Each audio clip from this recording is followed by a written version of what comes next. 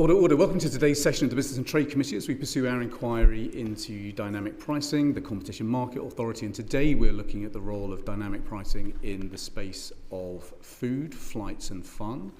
So thank you very much to Dominic and Ed for joining us from Tesco's and from Sainsbury's. Dominic, maybe I could start with you. So I appreciate you're a long way away, but can you sort of spot any obvious difference between those two 12 packs of Weetabix?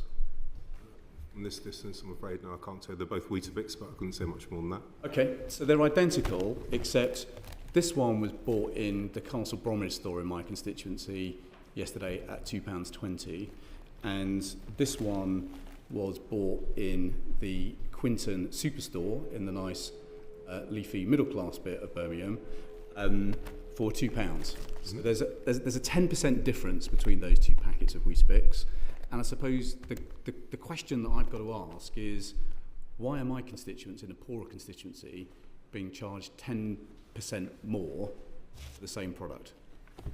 I think what you're probably referring to, one of those stores would be what we would call an express store and one would be called a superstore. And in our business we have differential pricing models that reflect the cost of operation. So superstore prices, the price for grocery home shopping, and then price in express stores.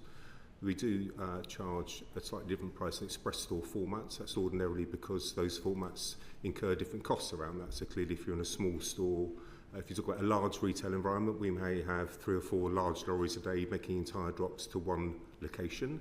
In small high street locations, we might make multiple drops to smaller stores. Also, you've got factors at play in there, things such as rent and rates can sometimes be different costs in locations. So as a business, we operate differential pricing. So we have a price for our main store, large store estate, which is the same across the entire country. We do reflect prices on grocery home shopping because clearly there's additional costs there. And in express stores, we price differently to reflect that cost. In addition to that, what I would say is that obviously our principle is that the prices are clear and transparent at the time of shopping all those stores, what those prices are, because clearly having tickets which reflect accurately the price of those products is paramount. So we do offer, in some instances, difference in price, but again on express stores, if that's what you're mainly pushing on. In 2023, at the height of the cost of living crisis, we listened to customer feedback and we swapped out over 200 branded items actually in those stores to move them into cheaper own brand alternatives. In some instances, the products we swapped them out for were 40% cheaper than the branded alternatives. And in the last year to 18 months, we've also introduced products and prices into those stores, so such as milk today. So milk, where I've just been to the Express store in Westminster, is the same price in there as it would be in a large store where I live in Ealing. So therefore, but my constituents don't have much poorer access to transport, much poorer access to cars. Actually, it's much harder for them to get to a superstore, even in Birmingham, than it is in the express store. Why should they be paying 10% more than everybody else just because they live in a poorer neighbourhood? We operate a differential pricing model because there are differences operating those two store formats. In a large store format, wherever it is across the country, will be a price file, and on express stores, because there are differences in costs of running those along the lines that I've just outlined, we therefore do charge a different premium around that. But there will be other items in that stores like milk and bread, standard items, which would trade at the same price. So the differential is to reflect the differences in the cost of running those locations. Your corporate values on your website, which I checked this morning, says we build trust by being honest and fair. It just doesn't seem to me that it's fair to charge poorer places more because they're only able to get access to a smaller store rather than a superstore. I think we build trust by being transparent and clear about what we're doing, so everything's ticketed and clearly understandable for our customers when they engage with us either online or in a branch to understand what they're paying for products. Some items will be priced on parity, as I've already said, and that pricing isn't actually based on demographics of location. In the express store format, it could be in what you might refer to in a more affluent area, would also have that differential as well. So there are differences that are incurred by our business from running a small store estate to a large store estate, which I've lined out for. And the differences in price would be consistent in that format rather than by geography. You'd accept that, therefore, the impact of that honest and fair policy from Tesco's is that people in the poorer parts of my community will be paying more for their weekly shop at Tesco's or their daily shop at Tesco's than if they were lucky enough to live in Quinton. What I've already said is those store formats incur different costs. What I would say is we look at prices across all our formats and to compare against our competitive set several times during the week across the number of SKUs that we would arrange. We would always look to remain competitive in the store environment we're operating in. But as I said, we do operate large store price file to reflect the costs in running that estate, and a price file to reflect the express store estate as well as online, because of the additional costs that occurred for online shopping. But at all times for our customers, we always make pricing clear and transparent at point of shopping, so it's clear what you're paying. So how much extra do you think it's reasonable to charge people who are only able to shop in a smaller store? As I said to you earlier on, in terms of that activity we have undertaken, and we review all the time the formats of products that we're selling in small stores, so we call them express stores. And in the last 18 months, 2 years alone, we've taken activity to swap out branded goods to own brand goods, which in some instances led to prices being 40% cheaper than they were before. We've also taken action in areas like bread, milk, pasta, staple items, which your constituents would shop on a regular basis to have price parity. And we also run promotions in those stores around healthy eating products as well on produce. So I said there is a difference in terms of running those store formats. Our job is to make sure that we are as competitive in every environment and format that we operate in, which is what we seek to do. And also where we seek to trade, we seek to get trust by being clear and transparent on what prices we're charging. Well, let's just look at some of those prices that we found in different stores yesterday, if you just put on slide 1. So this was the differential pricing of chicken breasts between a Tesco Superstore and a Tesco Express store, so that's a 15% premium. We then looked at, say, lean diced beef, that's a 10% premium. We then ran a similar exercise for Sainsbury's on slide 2. So you can see Cheerios, 38% more expensive in a Sainsbury's local store. Shreddies, 11% more expensive in a Sainsbury's local store. And so if we just then look at slide 3, if you just take a fairly standard basket, the Tesco's basket in an express store was 11% more expensive than a larger store, 13% more expensive in a Sainsbury's store. I mean, Ed, how do you justify this? Well, as has already been mentioned, there are very different operating costs involved in running a convenience chain, and each part of our business has to stand on its own 2 feet. So some additional points to bear in mind is that often convenience stores will have longer hours. We have additional costs with guarding now as well, and perhaps also we mentioned the fact that they have a smaller product range, maybe around 4,000 products, whereas a supermarket would have 35,000. So they're replenished more often, which incurs extra costs. But we've worked really hard at this. We were the first supermarket to launch Aldi Price Match convenience as well. So we have around, at the moment, about 800 products in Aldi Price Match. These are the staples that people need to make meals, the tuna, the pasta, milk, etc. And that is one of the ways in which we ensure that people who decide to shop in convenience can access the same value as they can access in our It's not the same value, it's 13% more expensive. It depends how customers choose to shop, but what we make sure is that we have around just under 300 products in our Aldi Price Match scheme that are available in our convenience stores. In addition to that, so those products are the same price as you would find in a supermarket. In addition to that, we of course make sure that we have a suitable range of entry price products. So we have a Stamford Street range to make sure that we're offering our customers best value. But the argument that stores that are smaller and therefore often in poorer places should be more expensive comes down in your book to the fact that they may be more expensive to run. Well, they are more expensive to run, but one point I'd make is there are many different kinds of convenience store. You have convenience stores sometimes in city centres where it's more a kind of grab and go for workers working locally. You might have a convenience store that is in a more residential area, and we will try and flex the ranging based on what the intended customer mission is. So we have no incentive for our customers to feel that they're not getting best value on price.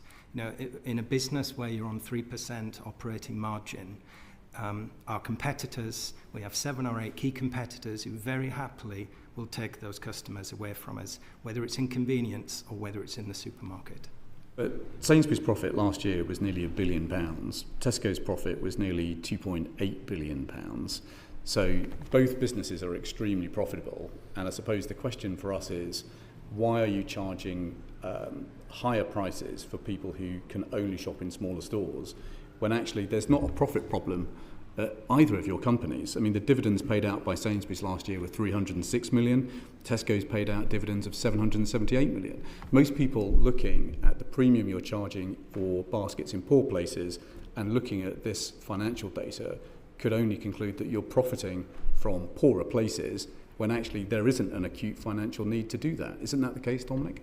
No, it's not the case. So the reason that our business was able to last year to derive those profits is because it's done the right things by our customers and the successful growth year on year. As I said, any price differential we operate is purely not based upon the demographics as you described. It's based upon operating those smaller store formats, as I've talked about from a Tesco point of view and as Ed's talked about from a Sainsbury's point of view. There are differential costs for doing it, the same way there are differential costs in dealing online. But again, in terms of location, before I came here today, I've been in 2 Express stores and they're in Westminster and by Piccadilly Circus, and the differential that exists is the same there, but on things like milk today in Piccadilly Circus will be 85p, and if you went to a store elsewhere, so it's based upon the fact that those stores will trade longer trading hours, take different ways in terms of maintaining and updating and supplying them, and can often be in locations which are more expensive to run than an out-of-town superstore. So we have to reflect those price differentials within that manner, and that's what we do.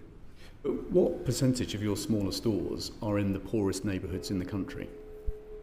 An answer in terms of what your definition would be small stores in a poor area, but I'm sure well, let's say Tesco Express stores, the more expensive, 11% more expensive stores. We operate the stores regardless of where the demographic is or they're part of the country. There's an additional cost to running those stores, and that's why we have a pricing premium to reflect those costs wherever we trade. Okay, and Ed, what percentage of your smaller stores are in poorer places? I don't have the data to indicate what where our stores would be in a poorer area. I'm happy to follow up to the committee in writing and look into that.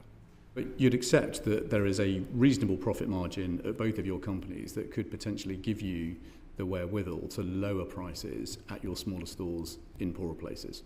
What I would say is we work on prices 7 days a week within the business. We wouldn't have the success of the business we have in terms of growth unless customers thought that the prices we offer were competitive in any format that we deal with, be it small stores or out-of-town stores, and we monitor prices on a daily basis to make sure that we're competitive. Do you think it's an important mission for the company to help ensure that people who are really feeling the cost of living squeeze right now, like those who've had a very limited pay rise over the last sort of few years, should actually have ready access to your lowest prices rather than, as this data implies, the highest prices? As I said to you, across the store estate, we have a base price across the 45,000 SKUs that we range. Then on top of that, we list 650 SKUs which are Aldi price match, which we monitor forensically every week to make sure that customers will be confident that they're the lowest price on the market on the matters that the lines matter most to them. And then on top of that, we have other promotions and mechanics around it as well to give them good prices. But so there are price differentials from running a larger store estate, grocery home shopping, which incurs a different cost, and express store format. But in all those environments, we act consistently to make sure that we're competitive and we're keenly priced in all those environments. So if we weren't, quite frankly, the stores wouldn't trade and exist because other people would perform better in a very low margin area. We're probably the most competitive food retail scene of anywhere in the world. Indeed, the CMA itself would class it as a vibrant and competitive retail environment, and that's what we face into every day of the week when we're trading. So you think it's basically fine as it is as far as Tesco's is concerned? What I've said to you is that where there are differences in cost to operate a model, we do reflect that there are different costs in operating those models, so we can ensure that we can offer good quality food and availability of that product to customers in those communities 7 days a week. Okay, that sounds like a no change foreseeable. Ed, what's your view? Well, I don't think it's fine. There is zero complacency on this. We at Sainsbury's are fully live to the challenges that some families are facing in relation to food, and we just have to keep fighting every day to be as price competitive as we can be. Indeed, our corporate purpose is about making good food accessible and affordable to everybody every day. So all our actions have to sit beneath that. Okay, Weston. Thank you, Chair. For the last 3 years, I've been taking a basket of produce actually from Tesco in our town centre in Leamington, but also the out of town, and doing a price comparison of 17 items. And as we've just heard from the chair, just about the significant differences that consumers face between those two types of store. I haven't done it for Sainsbury's, but I could do it just as easily, and I'm sure it would yield very similar results. To give a couple of examples, milk was the same price. So on the argument you've just given about, we have to price accordingly to sustain the cost of the store, we price accordingly to meet those costs. But on milk, you don't. But on a bottle of wine, I came across a 50% premium over the cost in the town centre store. Now, of course, this disadvantages those who have not mobility or great mobility, senior citizens, as well as young people who've got no access to car or whatever. So hugely disadvantageous. When you look in your stores also, you see that there are prices for, say, certain oranges which are priced at 100 grams, and then other oranges are priced at a kilo. So you can't make a straight comparison. Why is it so complicated to the consumer? Do you not believe, listening to so many previous chairs of supermarket groups, they've always claimed that the consumer needs to be provided with choice and informed. Why aren't they? I said, first and foremost, you're correct. I said a moment ago on certain key items, we have made sure that they're exactly the same price. So for customers on the lines that matter most, that they shop every day, i.e. milk, that there is price parity around that. So that's what we have done to ensure value in those areas. In terms of unit... On a packet of say, pasta, basic pasta, on pasta lines, price. There will be a pasta SKU in those environments as well that we've done. I can't talk about the full assortment, but there will be a pasta SKU there as well. I can't comment on the wine, but say we do talk about lines that matter most and most regularly shopped by our customers. In terms of every single ticket that we have displays unit pricing, we think unit pricing is completely right, and we're also supportive of the legislation that's being reviewed that will eventually resolve in kilos and litrage being that lead to ensure consistency for that ticketing. Why don't you do that today? We do elements of that today. All of our tickets currently display unit pricing today. What is so complicated about producing tickets which use the same base unit? It used to be when you go to a grocery store, green grocers, it would say it's X per 100 grams or kilo, pound or whatever. But no, for you, it's got to be 100 grams for that orange or a kilo for that. That doesn't aid consumer choice, does it? That's something we definitely believe in. Unit pricing. It is in evidence in all our tickets. You don't do anything about it? We have unit pricing, which is in compliance with the current legislation and on all our tickets in stores. Again, it's clear and transparent when customers shop, either in store or online, what our unit pricing is. We're supportive of the legislation that's under review to move to kilograms and litrage, and when that becomes effective, we will look at enabling it, but we'll take it away to see if we can bring that matter forward, if we can enable it. Well, for Sainsbury's, I would add that this is a matter that we engaged with the CMA on a year or so ago in relation to unit pricing, and provided a range of pricing data for them to verify that we were in compliance, and we were pleased that we were. I would echo the view that I think there is scope for improvement in the current regulations, and I suppose our plea as business would be that wherever it's landed on, that it's intuitive for the customer. So we believe that it's right that customers can easily compare value in store, so we see the value of that, so we're supportive. You could do that yourselves, you don't need regulation. And we do comply with existing rules. As you may be aware, the current rules are somewhat archaic and define the categories that weights have to be applied based on the actual food type. So I think we agree there is scope for improvement to the existing legislation, and we'd be fully supportive of working with government to make sure that lands. Which found that when it came to a whole lot of basic product lines, you did not offer the same basic product lines in your local stores as you offered in out-of-town stores. What are you doing about that? Because, of course, it disadvantages the people that I was just referring to. Ed Anderson. Well, as I mentioned earlier, in convenience stores, you might have the average number of products around 4,500, whereas in a supermarket, you might have around 35,000. So one has to take a view in terms of the customer mission you are serving in that particular convenience store. Again, I go back to the fact that you might have some in a residential area, so you'd be thinking more about perhaps more an emphasis on fresh food and those making meals, and you might have those in city centres where people are more kind of lunchtime workers, the grab and go. So there are a number of factors that we will take into account when ranging in a convenience store, but we are driven by how consumers want to shop. Sorry, Mark. Very similar response as you'd expect. Where we operate an express store format, we have to reflect the customer type and needs that's in it. So if any of us left here today and went to the express store format, and particularly Circus or the one next to Westminster train station, it's going to be more focused on food on the go, food missions for tonight. And clearly if you're going to one in a housing community or a local urban environment, we have to meet the needs for maybe more a rounded shop. So it's not in our interest to have any store that's used by customers where they don't think the range and offering there is exactly the type of product they're looking to work and buy with us on, and that's something that's under constant review. If we see ranges that aren't working, so hence why again we did look at some of the branded offering in some of the estate and swapped it into own brand. It's constantly under review, but everything we range is in there to meet the needs of that core customer base that it serves. Just finally, why can't you equalise the cost of products between your out-of-town stores and your in-town stores, recognising the cost of living crisis and it's impacting on those who can ill afford it? Ed Anson. Well, as I mentioned, there are different operating costs between convenience and supermarkets. There's not a profit problem at Sainsbury's or Tesco's. And those different parts of our business need to be able to stand on their own 2 feet. So we charge a slight premium reflective of the increased costs of operating a convenience channel. So the different prices in Scotland, north of Scotland, versus, say, the southeast? Well, we have a national price file for our convenience channel. So whether you're shopping in a convenience store... not down to cost of delivery. It's not on that cost basis. No. Okay. No. Thank you, Chair. Charlie Maynard. Thank you, Chair. Ed, please. Talking about gendered price disparities. So I've got some data here. It says that women's shower gel is sold at £5.49 and men's shower gel on average is sold at £1.04.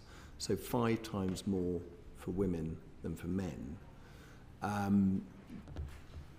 Obviously the costs in the store is nothing. There might be the odd difference in ingredients, but very, very small amounts. So what do you think explains that enormous gap? Well, I'm not familiar with that particular example, but on the broader principle of charging a customer more because she is female rather than a man is just not something we would engage in. It wouldn't be acceptable. So, well, I'm looking down shower gel, shampoo, deodorant, fragrance, razors, moisturiser, face wash and cleanser. I mean, it's throughout the whole gamut. So are you saying that doesn't happen in your stores? Categorically, we do not set prices on the basis that they may be bought by higher, on the basis that they might be bought by a woman rather than a man. So it doesn't happen in your stores. Right. And Dominic, the same for you? So just to be absolutely clear, in Tesco, we're guided by doing what's right for all of our customers and being transparent around it. That means that on like-for-like products, for female use or male use, on like-for-like products, we will always commit to be exactly the same price. So an example that would be at the moment that own brand razors for men and own brand razors for women would be priced at the same price in our stores. We're about to embark, even before the school holidays have begun, but back to school will be on us before long, and we would charge the same prices for socks, shorts and tops in that area, so boys and girls would pay the same price. Our overarching principle on any gender pricing is we will always have like-for-like pricing where those products exist. There can be reasons why products may have differential pricing from a branded perspective. There may be smaller runs of a product. There could be smaller ingredient differences, so it could read the same at the top line level. But the overarching principle is that we always look for like products will be priced at the same price within Tesco, and that's an overarching principle that we work to and we review every week. Okay, thank you. So for your own brand, you're saying this doesn't happen unless there are incredibly good reasons as to a particular ingredient or something that might be different. What about the other people's brands? Do you have no role in that, and do you have the discussion with those manufacturers or not? Clearly, we would engage in discussions with those other manufacturers, and we'd seek to have that as well. It would be driven by the cost prices that we get presented with ultimately by a brand, but clearly where there was no strong reason to have a differential unless it was presented to us, that's not what we look to operate. So every instance with its own brand, like for like basis, we will have price parity. And again, on branded, we will challenge unless there is a reason that we're presented for something to be different. But even then, we'll push towards price parity. That's why businesses like Tesco, we were the first people to pay the taste action on sanitary products, etc., to ensure that female customers got access to the products they need. In terms of, do you track those gaps over time and to see whether they are narrowing or not? Because wouldn't that be a good idea that both of your stores track those gaps, because it's obviously something you do not want to have happen, is what we're hearing. So are you actively tracking those gaps between men and women's products and trying to narrow those gaps? So we, in Tesco, our pricing team is independent to our category team. We have an assortment of over 45,000 SKUs across the business, which we monitor for competitors across the market 7 days a week. And with regards to products in the areas you were talking about, we would monitor those as well. So if we saw issues on it, that we would address it. So like-for-like prices, they would have priority. So yes, teams do monitor it. Narrowing? Pardon? Are the gaps narrowing? The gaps, we don't have gaps if it's a like-for-like product.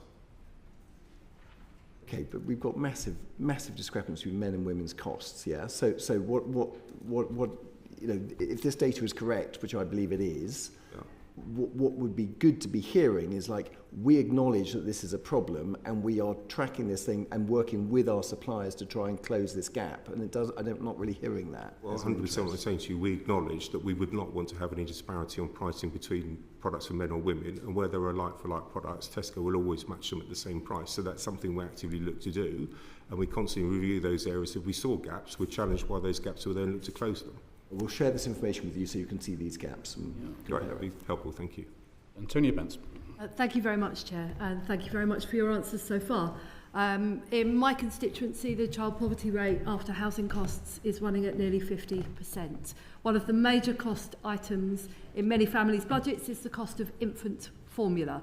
What are you doing to bring down the cost of infant formula, and why does neither Tesco's nor Sainsbury's offer an own brand infant formula product? Starting with Mr. Anderson. Thank you. This is something that we've been involved with the CMA on in relation to their recent investigation. There are significant challenges around introducing an own brand alternative to those currently on the market, particularly given the reassurance sometimes that new parents get around some of the pre-existing brands. So it is something that has been looked into, and it's something we've found really challenging to make work. And what attention are you giving to bringing the costs down?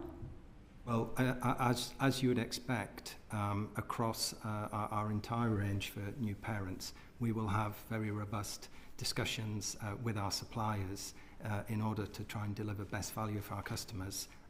We know that families, and particularly families with newborn, will struggle financially, and that is something that we will continue to keep pushing on.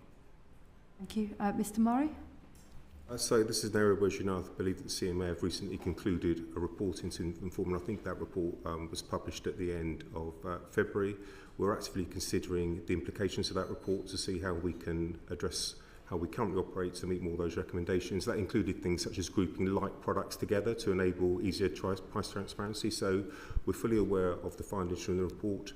We're actively working on it, and we're looking at how we implement recommendations from that report in short order. And why haven't you got an own brand formula product? We currently don't have an own brand product, and that's not something we're actively working on at the moment, but it's an area that we believe that we'll continue to challenge price of the branded providers. It's an area also where ordinarily consumers are understandably very strongly brand driven around it. So that's an area we'd look to do with recommendations from the CMA rather than necessarily working on an own brand alternative. Thank you. And you've both noted the CMA's report in February, which found that the infant formula market is not a well-functioning market. It made 11 recommendations, 2 of which were for retailers, and they hope to start with voluntary pilots.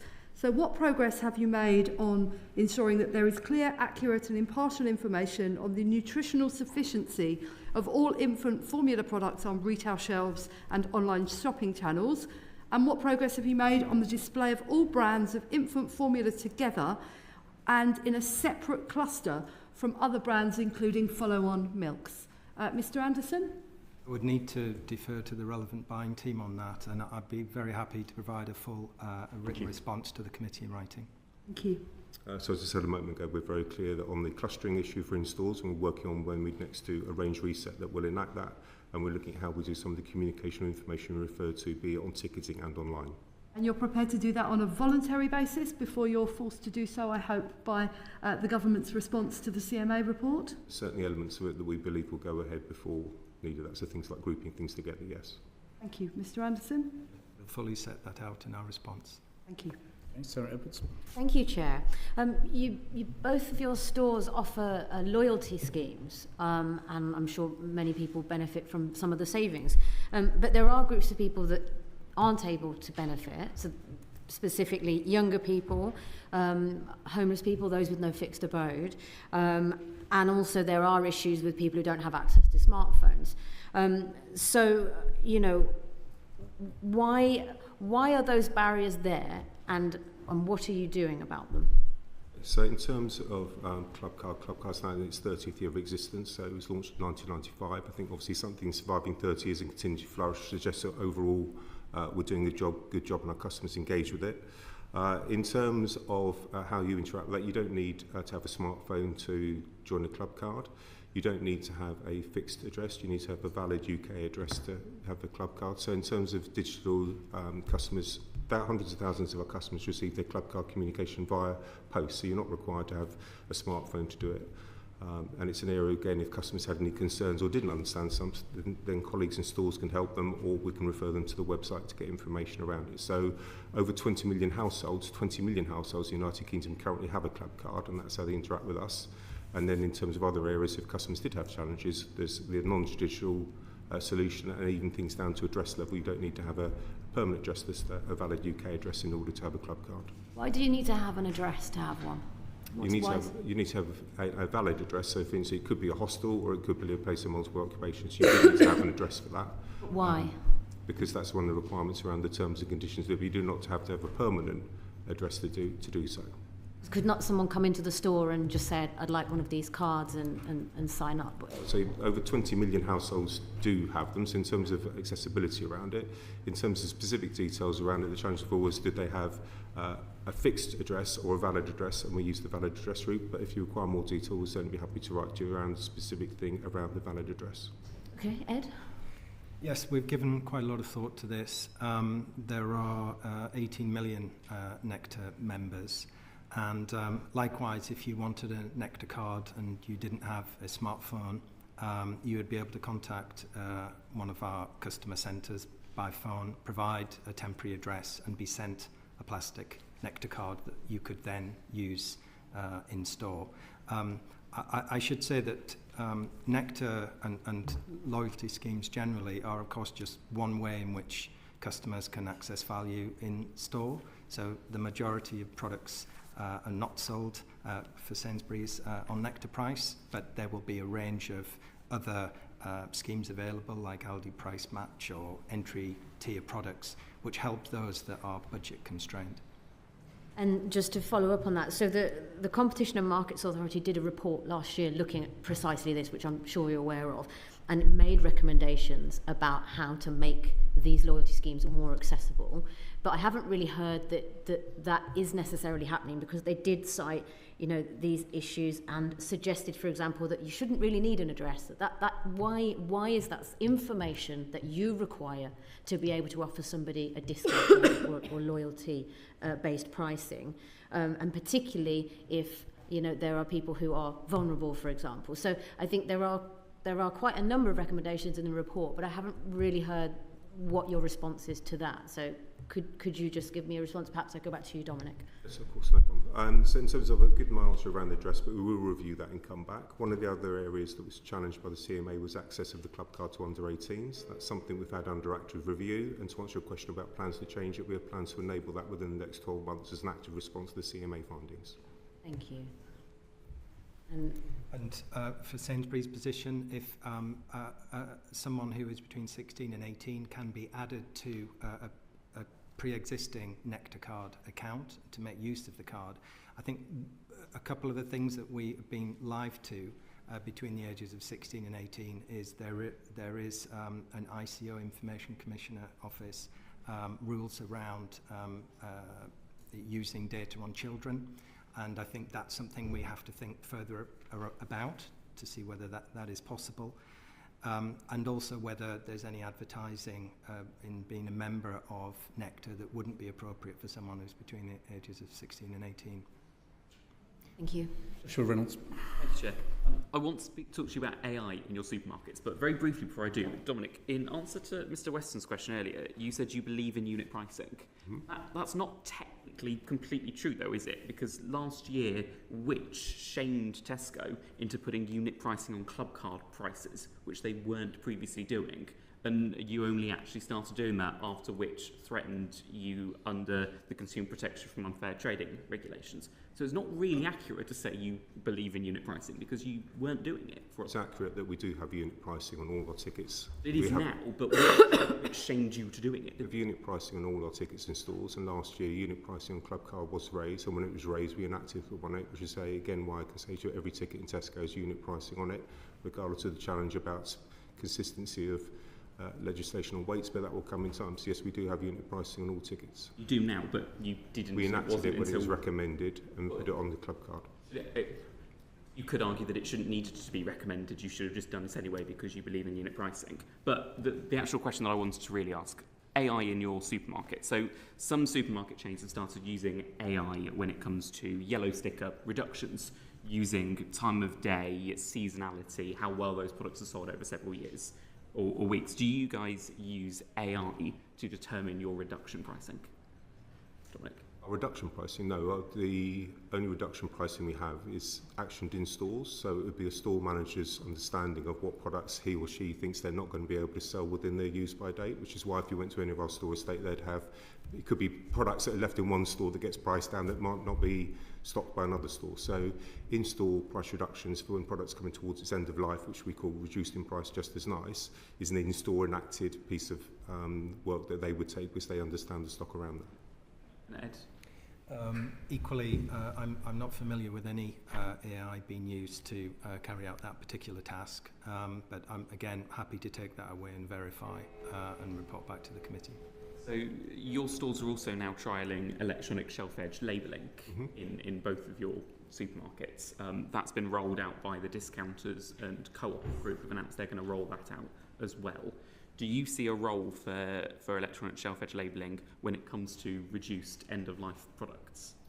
At the moment, we've got a very limited trial on digital ticketing. It's something that's actually quite commonplace in other retail markets around the world. So we're doing a trial at the moment to understand how it works, how our customers interact with digital ticketing. And then when we see the benefits of that trial, then we'll look at that. It's entirely the reason we're looking. It's for efficiency based. If you can imagine, we've got 45,000 SKUs, changing prices routinely is quite labour intensive. So in terms of making that move there, but the number one thing we'll be looking for first and foremost is how do customers find in terms of interaction with digital shelf life areas. It's a small trial, active review, and that's what we're doing at the moment.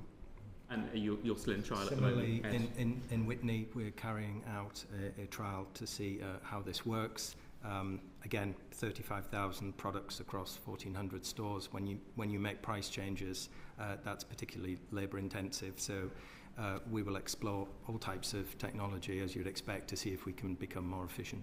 And how long does it take for a price on an electronic label to be changed? Well, is it an immediate, you can click a button and it happens? I'm not familiar with the output of the trial, but again, that would be something I'm happy to report to the committee subsequently in writing. Are yours immediate, Dominic? The purpose of doing is relatively immediate to allow you to make those changes, correct? There are, in France, for example, some supermarkets have started using their electronic shelf edge labelling for dynamic surge pricing. So the sun comes out, well, the price of a barbecue goes up and the store team don't have to do anything, but consumers get hit because of the good weather. Could you see a world in the future, or could you rule out a world where Tesco and Sainsbury's would use electronic labelling for surge demand pricing in your stores? On behalf of Tesco, I can't speak on Sainsbury's. I can't imagine in the most competitive retail market, probably in Europe, that we don't currently engage in surge pricing at all. We'd have no plans to engage in surge pricing. We've got the most canny customers of any retail market in the world, and I think customers who thought that their barbecue products were going to cost them more because the sun had come out would quickly make their decision to shop elsewhere. So that's something I can categorically state we will not be looking at. And Ed? Likewise, we don't do dynamic pricing or surge pricing. We've no plans to do it. And as the CMA described, grocery retail customers, they are savvy, and if they will spot the difference quickly.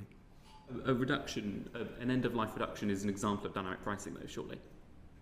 It's an issue of variable pricing, but we reduce products to ensure that they don't go to waste. Pricing can go up and down, though, surely. As I said to you, reducing a price to ensure it doesn't go to waste is beneficial to our business because we don't incur waste. It's also beneficial to a customer because they get a product at a cheaper shelf life price.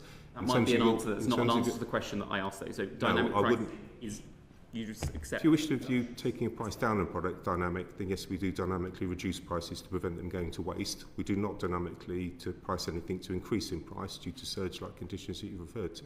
And Ed, you said you don't do dynamic pricing, but you confirm you do actually do for reductions. Yes, exactly. Thank you. Okay, I think you've left us with more questions than we've answered, unfortunately. I think it's just not clear to us how much you really care about people under real cost pressure having access to the best prices. This is probably going to be an area that the committee is going to have to look at further, therefore. Can we at least try and see if we're on in some kind of moral agreement? I mean, do you think that people who live in the poorest communities in our country should have access to the best possible prices from Tesco's? As I said to you before, we operate 3 different pricing models to reflect Just one yes or no, really? The costs of those areas. And some of those large out-of-town stores will be in areas that you referred to that could be more economically challenged, and therefore they will get those prices. Okay, that sounded to me like a denial of the problem. What about Sainsbury's? As I set out at the beginning, our corporate purpose is to deliver good food that's accessible and affordable for everybody every day. So that is all our decisions that follow under that is what we'll keep fighting for. So that would be a customers. yes. That would be a yes in answer to the question. We will push constantly to get the best price we can for customers. Thank you very much indeed to both of you for your evidence today and for your time. That is much appreciated. That concludes this panel. Order. Order.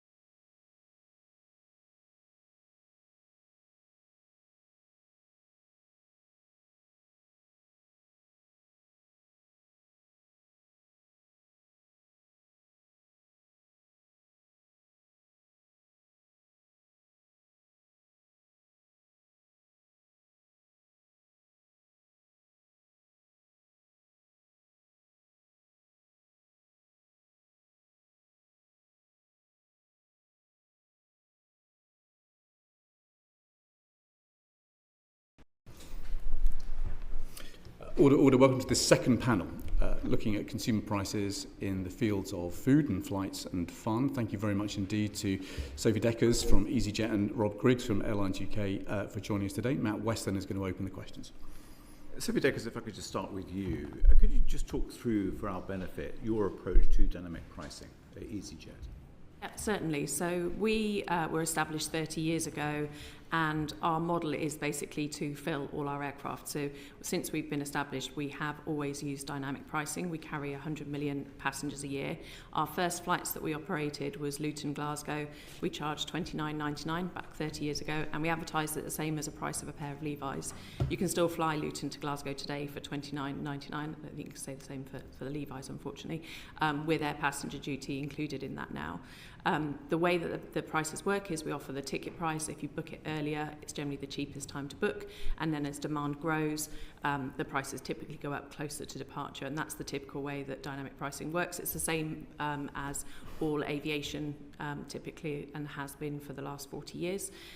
In terms of adding then additional charges in there for booking a seat or a bag as you go through the booking flow, that's an optional extra for people.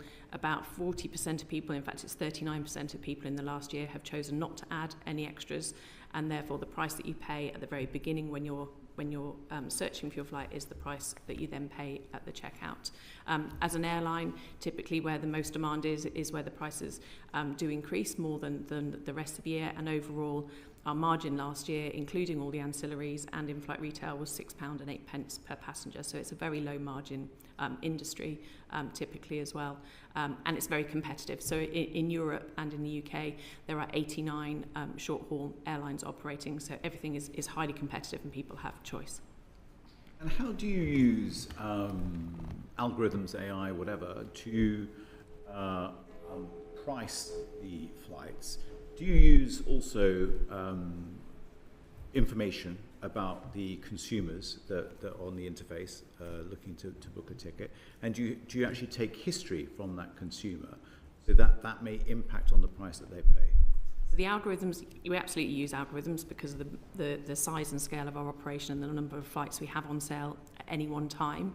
The algorithms work on how much we historically sold those flights for and how many seats were booked at how many days to go. So that is the way the algorithms work. The way they don't work is they don't track individuals, they don't look at cookie data, they don't cache any data at all. So we don't price differently depending on when you looked at the flight, when you booked a flight, what you've booked previously. It's all based on taking that individual flight, how much sold at what day, we call it days to go, in advance of the journey for that individual flight, not for the customer. So let's take the Luton Glasgow example. We would say, let's say we put it on sale 365 days out. As it gets closer to departure, something like a Luton Glasgow would have quite a late booking profile, typically domestics book within the last 14 days. So you'd probably see quite low prices, and then the prices will go up closer to departure. And that would be the same pattern if you looked at it last year, the year before, the year before. So the algorithms work on the historical booking profile, but not on the individuals that are booking. Well, Griggs, how does it work, representing the industry, how does it work across the industry? Is it exactly the same as that, or are there variations to it? There are variations to it. So examples? Yeah, so there's, I think, as Sophie said, some form of variable or dynamic pricing has been around for a number of decades, and it's kind of gone hand in hand with the liberalisation of aviation, which has brought significant benefits to consumers. I think, you know, traditionally you would have a number of predetermined sort of static price points, usually starting lower. They would get higher as you go towards the flight, and essentially you might have a number of buckets of tickets. And once one bucket of tickets has been sold, you'd move to a higher price point. And as far as we understand, a number of airlines still operate that sort of more historic model, which is less perhaps dynamic, with a lesser or greater degree of sort of human intervention as to see if a route is under or overperforming, for example.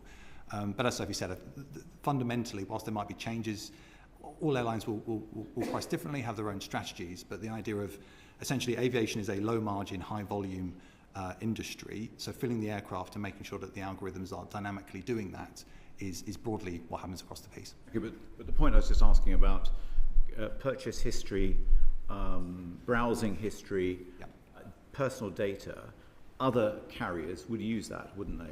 No. So that appears to be a popular misconception about how dynamic pricing works. So fundamentally what the algorithms are looking at, there's a number of variables, but it's how well those tickets are performing, how much they're being sold, at what rate. They're not looking at private information. Someone said, I read online that someone said, someone was served a higher price ticket because they were browsing via a latest iPhone. I mean, that doesn't happen categorically within. I can speak for UK Airline, our members, not for the whole global airline community, but as far as we're aware, it's a myth. It doesn't actually happen. Okay, and then there's a bit of a running joke amongst consumers that you go onto a site and it says 2 left against that particular seat. It's always 2 left. What's that about? We were talking about this. I mean, it's basically designed to. It's the sense of missing out, isn't it? And that's why airlines do it. Well, I think there's a balance to be struck here because there's 2 left because there's 2 left. And as I said, you have these essentially buckets of tickets, and people will say, look, I went on and I looked, and then a few hours later the price might have changed. And that may well have changed because there were only a couple of tickets. Now, by letting people know there are a couple of tickets, arguably that's transparency to help the consumer make the decision. You can look at it the other way and say, that's encouraging people to buy. But it is a balance there, and it very much is. As I say, the price points are there. Once they are sold, the prices may move. That's the nature of dynamic pricing.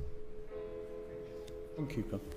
Thank you, Chairman. Sophie, if I could begin with you. And I'm a huge fan of the model. I use budget airlines all the time and actually commuted for 10 years between Scotland and Ireland using yourselves and some of your rivals. But why do you pile on so many extra charges? Why are your prices sky high as well as your aircraft? And you talked there about 40% of people don't pay these extras, but that means 60% of people do. For us, the whole model and the reason we established the low-cost airlines to give people choice. And that's why we don't put the extras on for everybody, because if we put the extras on for everyone, it would raise the prices and inflate the prices for everyone. And there are 39% of people that don't choose and don't want to take those extras. So we don't feel that we should be forcing people to take the extras. We're giving them choice. Some choose to book a seat, some choose to take a bag, some choose to take both. But we're offered choice, and that's the basis of our low-cost model is you can buy a ticket and have an under-the-seat bag included, and you will have an allocated seat when you board and when you check in online. We actually open check-in 30 days in advance, so people have that certainty of being able to know where they're sitting as well. So we offer all that, and in fact we were the first low-cost airline that introduced allocated seating, because I think we can all remember the days before that was introduced. So it's about giving people choice, and we don't want to force everyone to take the same things if that's not what they want to take. Okay, but I mean, the under-seat bag causes no end of difficulties, doesn't it? Because it's so small. There's arguments at the gate about whether or not that's going to fit under and all of that. I mean, that's a reputational issue for you, I think, isn't it? And the airline industry generally, the budget airline industry, is notorious for these difficulties. And one of the things is clarity about these charges. So what are you doing? Because you deny that this is drip charging, and you talked earlier on about in the booking flow. You say that these charges, you come across them quite early on in the booking flow, but what are you doing to make it much more clear to the consumer what they're actually going to pay at the end of the day? Yeah, I'll start with the clarification. It's not drip pricing, because drip pricing is where you start the booking and when you check out you've added lots of surcharges that you weren't intended to have. So that's been eradicated actually from the industry, certainly from a UK perspective. So you can't add a fuel surcharge or an admin charge or anything through the book process. So the price that you do see on the ticket at the beginning is the price you can pay when you check out at the end. So as an industry, we don't have drip pricing unlike other industries. In terms of giving people clarity, we do a lot of testing to make sure it's really straightforward and simple for people so they know what they are entitled to. Cabin bags are, in terms of the overhead locker space, is a constraint on all aircraft, as in not everyone can take a full-size cabin bag into the overhead locker. And before we actually introduced the ability to be able to manage the number of cabin bags on board in that way, we were offloading 7 million bags a year, which was then causing big issues on on-time performance. We know that the biggest driver of customer satisfaction is on-time performance. People want to get there on time, and therefore that was introduced to be able to manage that, and so people had certainty that they weren't then going to have to go and wait for their bag on the baggage belt when they hadn't wanted to. So that's part of the reason, and we make it really clear. Just press on the clarity part then. So you're adamant that you can see a price at the start, and if you stick to your guns and you don't add any extras, you will pay that at the end of the day, and along the way the extras that you might opt for, you might not. Again, to be clear, that you're absolutely certain of that. Yeah, exactly, 100%. And actually what we've introduced in the booking flow, we do a lot of user testing to make it really accessible for people and really clear what they're entitled to and what they're choosing at each step. And then on the confirmation, it's really clear. But what we've now introduced on the booking flow is along the top of the website, as you go through the book journey, you can see the next step, what's coming up and how far you are in that journey. So there's no kind of no mystical element about the booking journey. We're trying to make it really simple and transparent for people to pick the things that they do want and not pay for things they don't want. Okay, thank you. And Rob, what does good practice look like across the industry in this sphere then? Because there is a reputational issue here with this idea that somehow you've hit the final button, confirm, and the price is suddenly 2, 3, 4, 5 times what you thought it was going to be. Yeah, so I think it's really worth emphasising, as Sophie said, that we were engaged with the DMCC Act bill last year around drip pricing, but one of the, and aviation was talked about before that as something where this might happen, and we were categorically saying, this really isn't. The price you see is the price you will pay. You cannot add extra points at the end. So if you see a price, you can achieve that price. We did that when I travelled abroad a couple of weeks ago, and I would say for UK airlines, it generally is the case that you will see a price, you might go on to the next page, and then you'll see where the sort of range of options are, what the added extras could be. And as I say, that is tailored to enable people to travel as cheaply as possible if they do not have the extra need, so that not everyone is paying for a service they don't ultimately need. So it is absolutely right that it needs to be transparent. And actually, I mean, we would say that the CAA does consumer satisfaction surveys every few months, and overall around 85% of people are satisfied with their last flight within the last 12 months, 5% dissatisfied. The booking process and comparing flights and options is actually it's actually higher than that. It's around 89%. So we're actually... You look specifically at that then, because to the point from EasyJet that people are very concerned about on-time performance, but you're talking about the booking experience. Yes. So from our perspective, we actually think that the system is working well and it is transparent, and generally people are finding it to be, you can compare prices and you can see what you are getting. Okay, Antonia Vance. Thank you very much, Chair. Many of us in this place are football fans and are looking forward to following our teams around Europe in the new season. Certainly people in the West Midlands will be looking forward to follow Villa, and my family are going to be following Crystal Palace.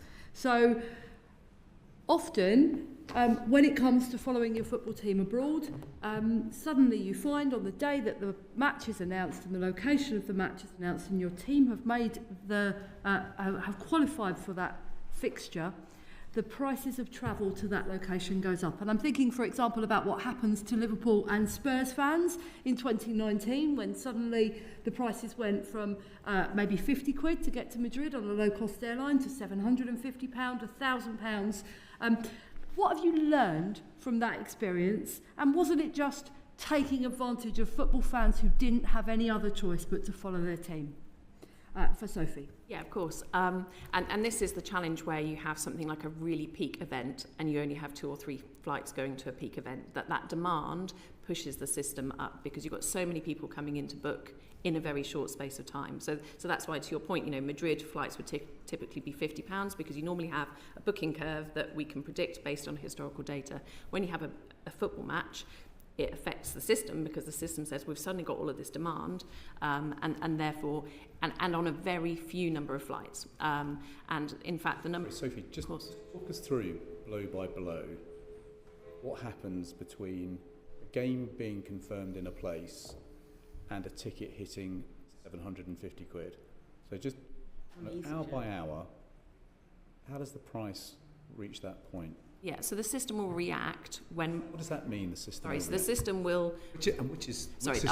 Our revenue management system, the pricing system. Revenue management system. Yeah, will react when it sees a surge in demand. It equally reacts when it sees a depression that it doesn't then book in the way that, the flow we'd expect to have. So typically, our system, as I say, gets higher closer to departure. So about 60% of the time, the system puts the prices up. 40% of the time, the system actually brings the prices down because we're not seeing the demand coming in. If something comes in and suddenly a lot of people visit the website and are booking, back to Rob's earlier point, we have so many seats sitting in each price bracket. If lots of people come into the system at the same time, the revenue management system will react to that and will increase the prices. So the cheap buckets, as it were, may sell out very, very quickly, and the speed with which they're selling has an impact on the last buckets, as it were, the price of which soar. Is that?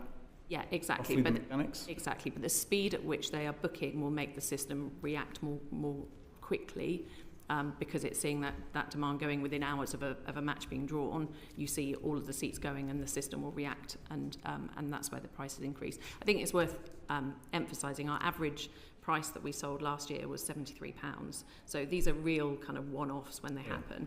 And as I say, these are the ones we're worried about. Yeah, but we have on those kind of maximums. So we do actually have a cap on the price and the maximum that a price can go up to. We're happy to share that with the committee. It's not something we disclose publicly, but we do have a cap. And I would say in terms of the amount of times we hit that cap, of the 100 million passengers we carried last year, 1 in a million would hit that cap. So it's very rare that those prices really do hit the peak, and it'll be the last 2 or 3 seats that will be at those sorts of prices on those events. And it's because you have so few seats on compressed and such a concentrated travel period. Vance, anything further?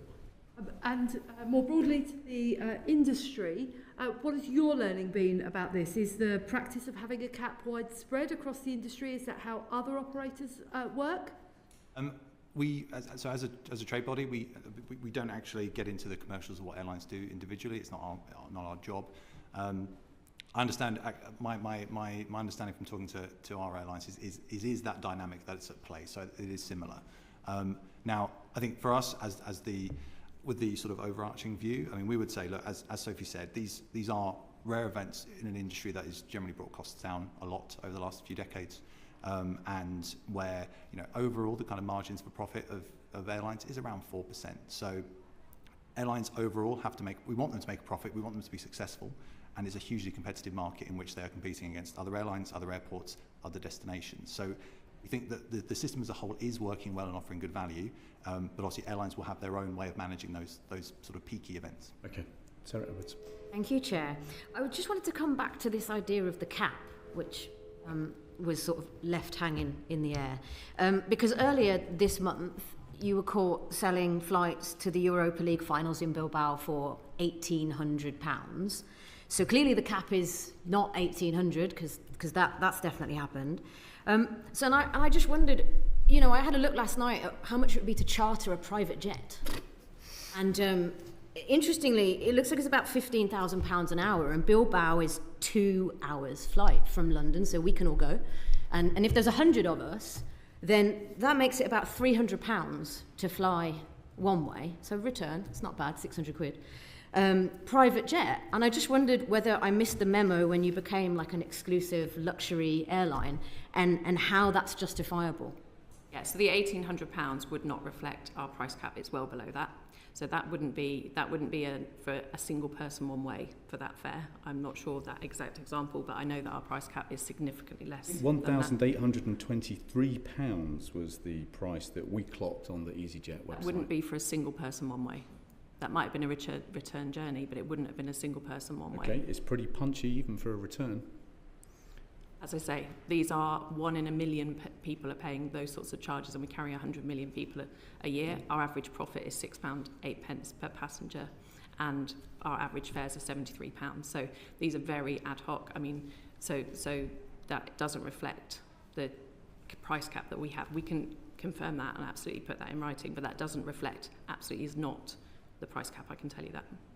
And I guess my other question is, you also speak about the system as though it has a mind of its own that you can't control, a bit like Skynet. I just wondered whether or not there's any review of that, given that it's clearly creating some quite astronomical prices.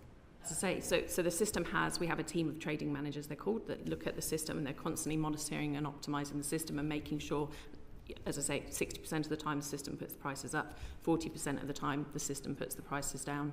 These are very, very few flights that we're talking about here versus the 1,827 we operate daily, pretty much. That was yesterday's number that we operated. We're talking about a handful of flights a year that have these sorts of prices in. Thank you, Chair. Morally, there is a limit to prices. I mean, even if the market could withstand a price that was, let's say, even higher than that number for that flight, as a firm, you think it would be wrong to just absolutely charge what you could get away with in the market? I mean, we have that price cap for that reason, but I would also say we're in a very highly competitive market. So we operate probably on over 90% of our flights, 99% of our flights, we're operating with another airline that's competing on the same route, because we operate all the popular big routes. So we're not the price setter in the market, and the customer has choice. I think that's the key thing to remember about airlines. As I say, there's 89 airlines that operate short haul in Europe and the UK, and I would say the majority of our routes have another option. So if we did start charging astronomical prices, then customers would choose to fly with somebody else. So, but we do have the price cap for a reason. So your argument, I just want to make sure I'm clear about your argument. So your argument is in part the market will fix this, but actually you then went on to say we have got a price cap because as a business, I assume you have decided that actually there should be limits on the extremes of prices. Yeah. Yes. Both things are true. Both things are true. It's very competitive, but we believe there should be a cap. Perfect, thank you. Rupert Huck. Yeah, hi both. You said that dissatisfaction rates are relatively low when you've done polling, but can you appreciate why, when comments like the one from the EasyJet CEO circulate that say things like the system can fill a plane in 6 seconds during peak booking, and that is completely consistent with demand-led models, can you see why the great British public reacts very badly to statements like that? Yeah. Yeah, so I mean, that example I believe would be when we first go on sale. So when we first go on sale with flights, people are there's pent-up demand. People want to book their next summer holiday, and they want to book it early because they know that booking earlier they'll get the best prices. So that's when we talk about you can fill an aircraft in 6 seconds, because people know, because it's been the same model for us for 30 years, but for the industry for 40 years, people know if you book early you get the best prices. And that's where that reference to the filling an aircraft in 6 seconds is normally when we're going on sale for the following summer, kind of September time. You will see a surge because lots of people want to book early to get those best prices. So that's what that relates to. In the polling we've seen, Opinium and then also YouGov has sort of found that a lot of, and the qualitative comments too, say that fans describe it as shameless greed. I think the kind of things Antonio was talking about, it's just seen as milking fans dry. Some polling that came out in the wake of the Oasis ticket scandal showed only 10% of consumers are anywhere vaguely positive towards this. Have we been looking at different polling to you? Well, I think there's different examples in different industries. I would say the airline industry is very transparent about pricing and when you can get the best prices, and we don't see those levels of dissatisfaction within the airline industry in terms of booking. And as Rob mentioned, we see good levels of satisfaction in the book flow. And as I say, we're offering flights today for $29.99 for the same route that we operated 30 years ago for $29.99, and there's a lot of tax added to that now that we didn't have when we first launched. So we as an industry and as an airline are fighting to keep the prices as low as possible by being efficient. And certainly our average fare, as I say, last year sold was £73. So, and that's across all flights and 100 million passengers. We're just slightly running out of time, so maybe I could just wrap up, Sophie, with one last question, which is, do you think that there are the right controls on dynamic pricing in your industry? You've obviously taken a position about, for example, price caps. Might have a discussion about where those price caps sit, but as an industry, do you think the industry is in the right place on this, or that actually your competitors might need different rules of the game? Yes, I think there is enough guidance in terms of the industry. I think it's a well-established industry in terms of dynamic pricing. It's not a new thing. I think it's key we keep being transparent with customers and we keep offering them choice, and that we don't suddenly start to introduce everything needs to be included, because then we're reducing choice. So, and I think as an industry, they're very, very well-established pricing mechanics. Okay, thank you. Well, there's a few things to follow up on, but that's been an incredibly useful introduction to the subject for us. So thank you very much indeed for your time and for your evidence today. That concludes this panel. Order.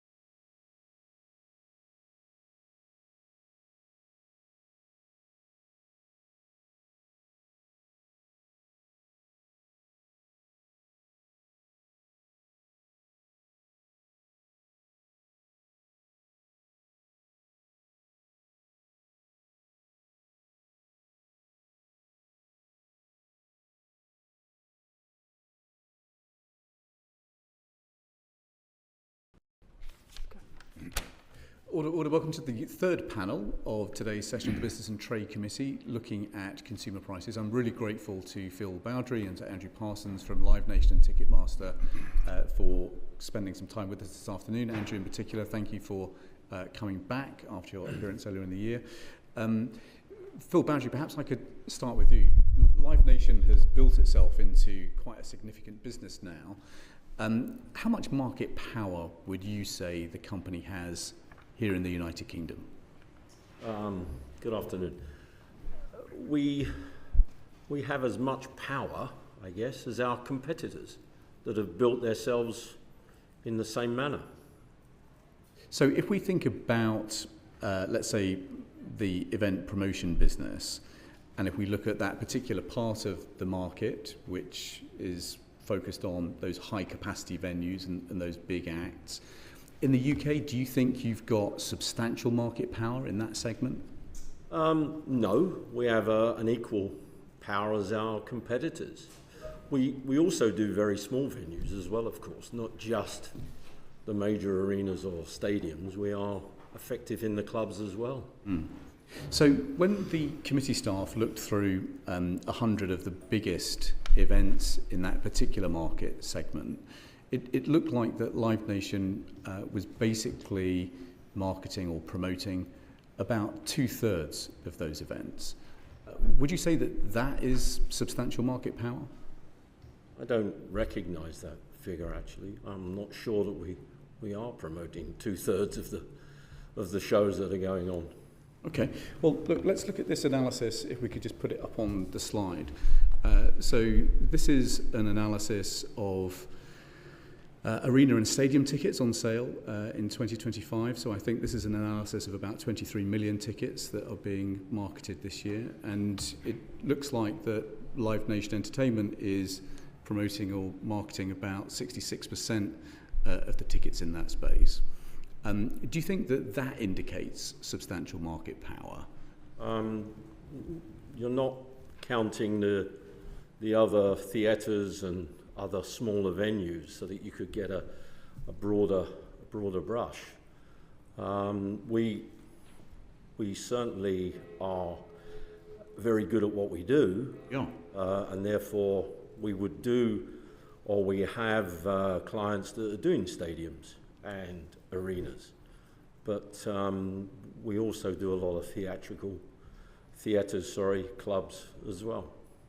But if we just looked at that particular market segment, which is arenas and stadia, these are the big and often very expensive acts, it does look like you've got a very significant market share of that particular market. And so I'm just interested in your observation as to whether you think that that constitutes a significant market power or not. I think we're very good at what we do, and therefore there is interest from the major artists to actually be with Live Nation. But does that mean that the market power that you've got through, as you say, success, but also predominance in this market, that may give you, for example, the market power to begin influencing prices on a sustainable and durable basis? I do not see us as being dominant. We have a lot of competitors, and it's a very low margin business that we run. Globally, we're at about 3% margin. But you don't think that 2/3 market share is dominant? I'm not sure where these figures have come from. These come from an analysis of 23 million tickets which are on sale this year. There's like a lot of tickets as well. Yeah. But you're marketing 2/3 of them. I'd like to see where they are, but I can't comment on. It's not my vision that we are 66%. We have a lot of competitors. Okay. When we look at venues, obviously your business has succeeded in building up a network both in the promotions business but also in venues as well as ticketing, which we'll come back to. How do you think about your business's market share of, say, for example, major venues, either venues that you own directly or you might have exclusive marketing rights with? How do you think about that question? We don't own any major venues. We don't own any stadiums. We have one arena in the UK, and that's one of the smaller versions. And we have theatres and concert halls. But there are venues that Live Nation owns UK. So through Academy Music Group, you operate 18 venues, including venues like O2 Academy, Bristol, Motorpoint Arena, Victoria Warehouse. So some of these venues are quite significant. So I'm just interested in how do you think about the kind of market share that your venues significant have? In capacity or significant in their position in the city? Well, I'm interested in how you think about the venues market and Live Nation's market share in that market. Well, there will be attractions, artists and singers that would fit into some of those venues better and wouldn't be able to move into the bigger venues unless they grow as they do. So it's not a case of what do we do with those venues. If it's the best venue for the artist, then that's where she will perform. But if you think about there's not an infinite number of very, very big venues in the UK, and it could well be that your shareholders in the United States are saying to you, well, look, you ought to be growing your market share, you ought to be growing your control over those venues because that brings some commercial advantages. So I'm just interested, you don't have an analysis of the arena market, and you don't have a number for... I know how many, there's approximately 15 arenas in the country. We own but one. And do you have exclusive marketing arrangements with any of the other 14? No. Okay. And then when we look at ticketing, I think the last data that we had in public was from the Competition Commission back in 2010, Mr. Parsons, who found that Ticketmaster's share of the UK market for primary retailing of live music tickets was about 40 to 50%. Do you have a sense of what that figure is today? Unfortunately not. It's notoriously difficult to be able to get a realistic and accurate position, simply because most of the main competitors just don't publish their figures. So it would be, I would be clutching at straws and would not be able to give you an accurate representation of what that would be. What I would say, just on the basis, we were just talking about arenas at the moment, and I understand why that would be an area of focus, given that they are such a significant, they can be seen as a significant part of the business. And of the 15 arenas, which are considered to be the main, established touring buildings, they're 10,000 capacity and above, we provide ticketing services to 5 of those. So, as I say, difficult to be able to give you any sort of percentage-like share, though I understand I understand the question and the need, and the ask. But I think that's probably the best way that I could articulate how I see our sort of position, which is that it's very competitive. I've been with the business for in the industry for some 25 plus years. I do think the UK ticketing market is as competitive as anywhere in the world. And we see that every day. We have great teams, we invest in technology, resources to be able to compete every day. But it is just that we're competing for business, successful sometimes, sometimes not. And can I just check, do you have a number on what fraction of the tickets that you sell relate to events which are promoted by Live Nation? I do, actually. That number I do have. It's within our own sphere, if you like. And 60% of events and tickets are for non-Live Nation businesses, i.e. effectively competitors to Live Nation, if you want to think about it in those terms. And I do think that, to me anyway, represents one of the clearest examples of a well-functioning and competitive marketplace, and us having to be good at what we do. We have to establish a lot of trust within the business for that to be able to be the case. And people outside of that Live Nation business are working with us on merit, on the basis of being able to deliver the best services and in support of their shows and in support of their fans. Okay, so we haven't got market share data for ticketing, we haven't got market share data for ownership of a big capacity arena or stadia. We have got some data that appears to show that about 2/3 of promotions are going through Live Nation. But do you think we have any other data available to you when you're judging your performance on how you're growing your market share in the UK? From a ticketing perspective, yeah, I think that for us, obviously one of the, some of the big prizes are the arenas, and we would look at that with some disappointment as that stands at the moment. I think some of this is cyclical, and we'd hope to be able to win some of those again in the future. We have. I do think it's useful to look, important to consider the ticketing sector as a whole, and as opposed to sort of a single genre or a single type. There are areas of the business where we're very much a challenger brand, if you sort of forgive the expression, if you sort of understand the expression. We're trying to be able to break through across sort of West End and theatre. Clubs business is incredibly competitive, and we work hard to be able to compete in those spaces every day with the right technology, right marketing abilities to be able to compete. Okay, let's turn to pricing. Mr. Chai Maynard. Well, I'm going to keep running if it's okay with this. Yeah, of course. So I've got, as I understand it, Live Nation Entertainment's got 4 divisions. So ticketing, Ticketmaster, you've got more than 60% according to The Guardian.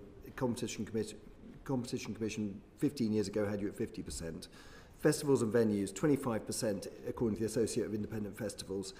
In venues, 18 are 100% owned or part owned, 51% of Academy management as well. Then in the Artist Nation management, you've got 500 artists. You're big, but not maybe dominant there. And in promotions, more than 2/3 of the largest capacity venues, which is 35,000 to 90,000 live music events. You've got 2,500 of those shows versus your nearest competitor at 1,071 last year. So you add those things together, and it looks like very substantial market share and dominance. And it's about the synergies between all of these things wrapping around the industry and wrapping around the consumer. And that's what's going on here, and that's what we've got a big problem with. And I just want to understand where I've got those facts wrong. Specifically on the ticketing piece, as I mentioned before, I don't recognise, I'm not... Primary concert ticketing, not 60%. What about the Competition Commission? That was 15 years ago, they had you at 50%. You don't recognise that? And as I say, I think, as I mentioned earlier, I think that the market is incredibly competitive, and I would argue it's significantly more competitive even now than it was back then. I couldn't confirm or deny that number. Sorry, just on that. So Competition Commission, that's part of the government. They said you had more than 50% in 2010. You think that you don't recognise that? You've never heard of that before? I'm not familiar with that number, no. But and what I am saying is that yes, that the market, in my view, is more competitive now than it was then. So the Guardian is saying 60% of primary concert ticketing. You're just saying not true. Yes, I am. I don't see. I see huge growth. I'll return to the arena point because I think I risk of repeating myself because it is significant. That's a huge part of the market that we're talking about here, and we only have a small piece of it. You're wanting to take us down that rabbit hole, but essentially what I think our point is you're wrapping yourself around the consumer every which way, whether it's ticketing, whether it's festivals and venues, whether it's management of artists or whether it's event promotions. Essentially, it's the octopus. That's what's going on here, and that's what we are worried about. Understood. I think I look at our business and how we operate and the margins that we're able to work across, that is the clearest set of evidence to me that the market is competitive.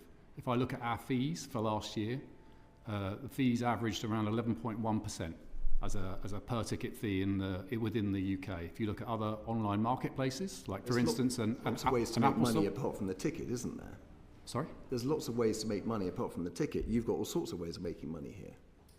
Absolutely, I don't disagree, and I think there are many examples of vertically integrated businesses that we are very much one.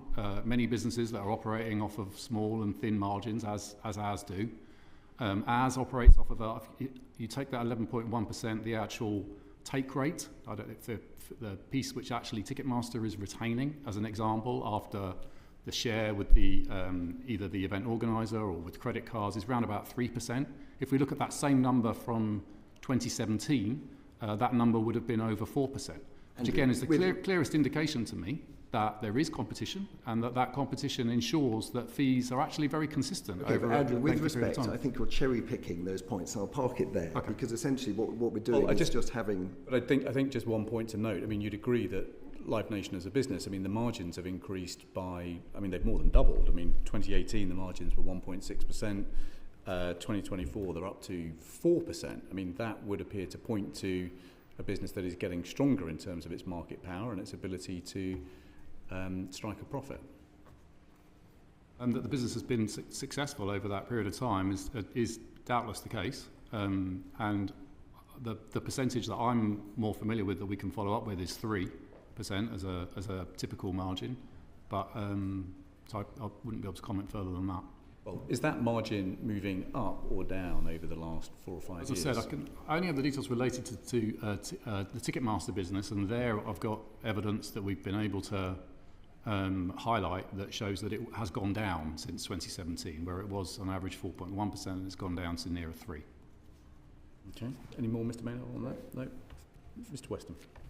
Just coming back to this, this kind of market power that Ticketmaster and Live Nation enjoy, I was interested to see that in the United States, that Ticketmaster has been alleged by the US Department of Justice as controlling 80% or more of major concert venues' primary ticketing for concerts.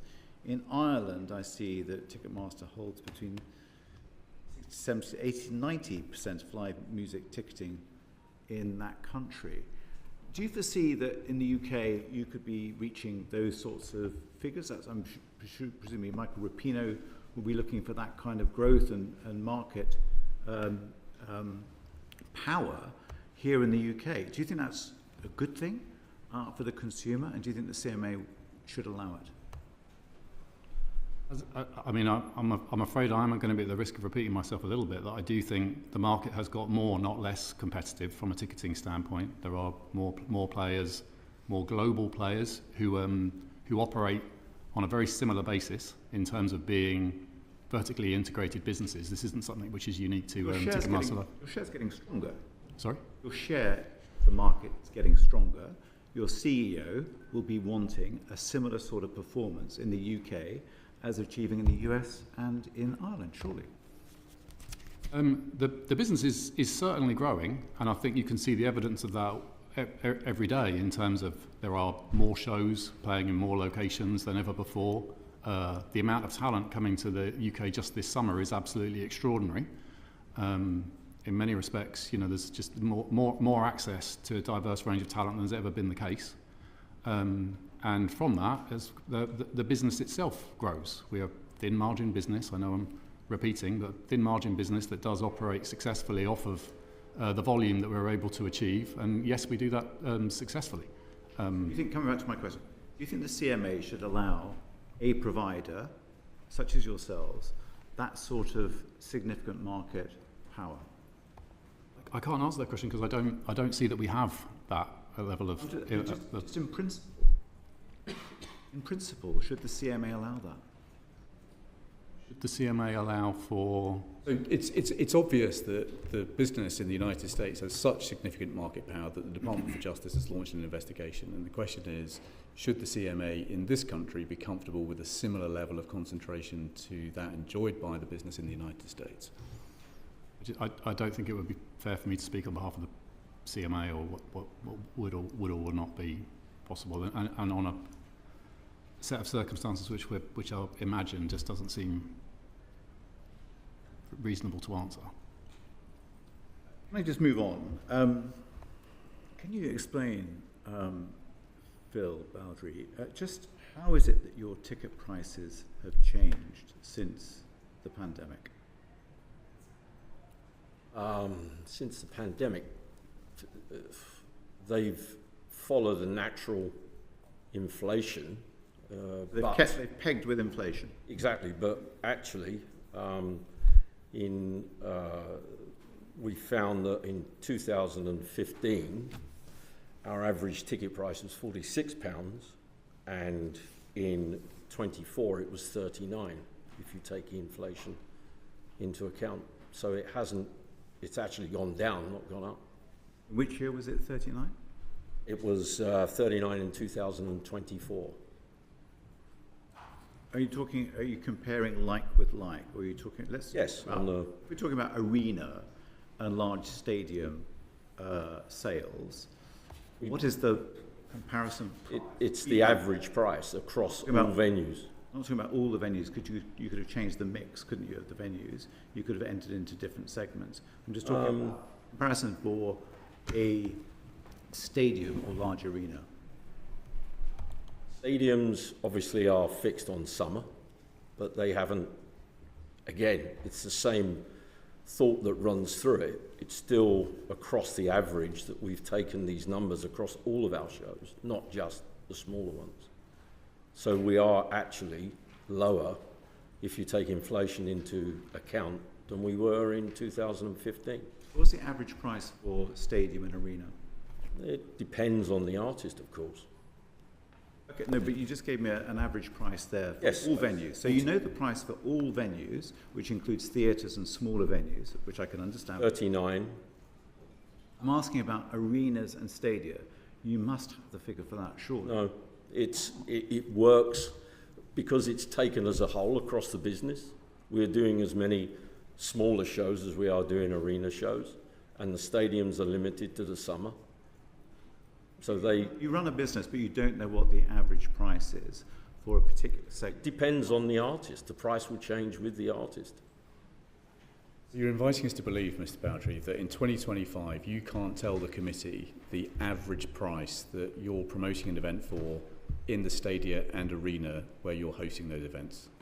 Well, I did tell you that our average in 2024 was £24 overall, and 43 for arenas and 51 for stadiums was our average. Okay, and has that number gone up or down over the last 4 or 5 years? Well, that's for last year. Between 43 and 51? Yes. Okay. And 24 overall. Yep. And if we went back a couple of years, have you got a figure for what it might be? I think we'd get into COVID and obviously nothing was there, but as I said before, it was 2015 when our average was 46, and that came down to 39 in adjusted for inflation in 24. Or the stadia and arena segment? But all shows. Okay, we're just trying to focus on the stadia and arena though, Mr. Bowdry. We don't just play arenas and stadiums. We appreciate that, but you've got very clearly a very significant market position in the stadia and arena segment. As our competitors do. Yeah, but it looks like you've got 2/3 of that business, and we're seeking to understand... Again, I don't recognise those figures. Okay, well, it's an analysis of 23 million tickets, Mr. Bowdry, so it's quite a wide scope. Maybe I'll take it up with The Guardian. Well, I don't think that figure is from The Guardian. That is from the Association of I thought Live Events and Festivals. One of your colleagues said it came from The Guardian. There's a different figure quoted from The Guardian. Maybe we could exchange correspondence just to try and pin down precisely what that figure might look like. Okay. Let's just continue this line of questioning for a moment, however. Sarah Edwards. Thank you, Chair.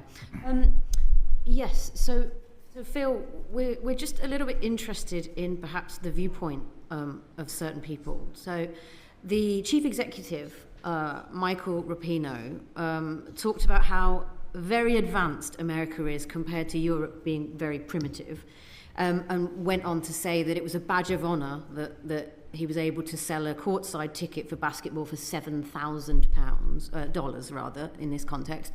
But you're horrible if you charge that in the music context. And I just wondered, what is it that you're going to bring to the primitive United Kingdom? What benefits are you going to bring to us? I think our business here is completely different to America, and I'm not sure in what context that was taken. We are certainly proud of how we put our shows on.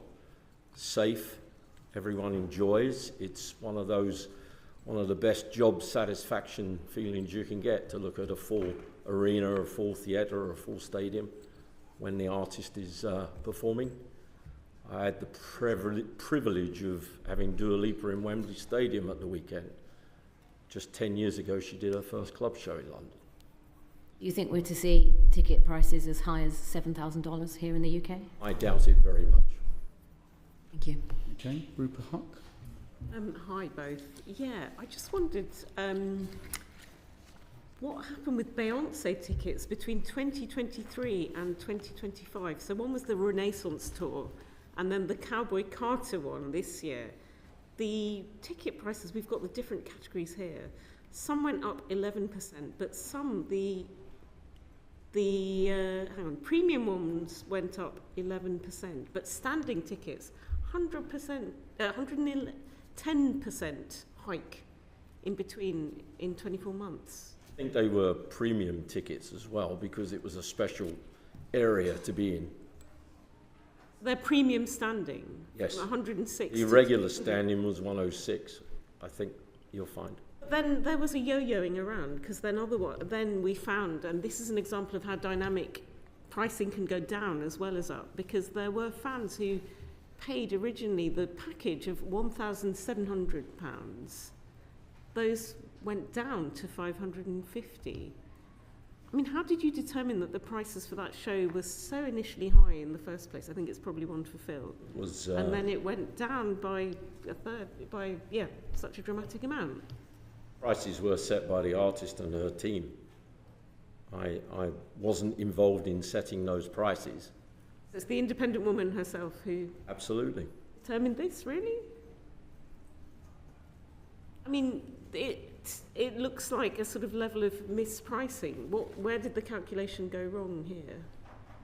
I don't know if there was mispriced, but there was definitely expensive standing, but that was a premium ticket with lots of added on features.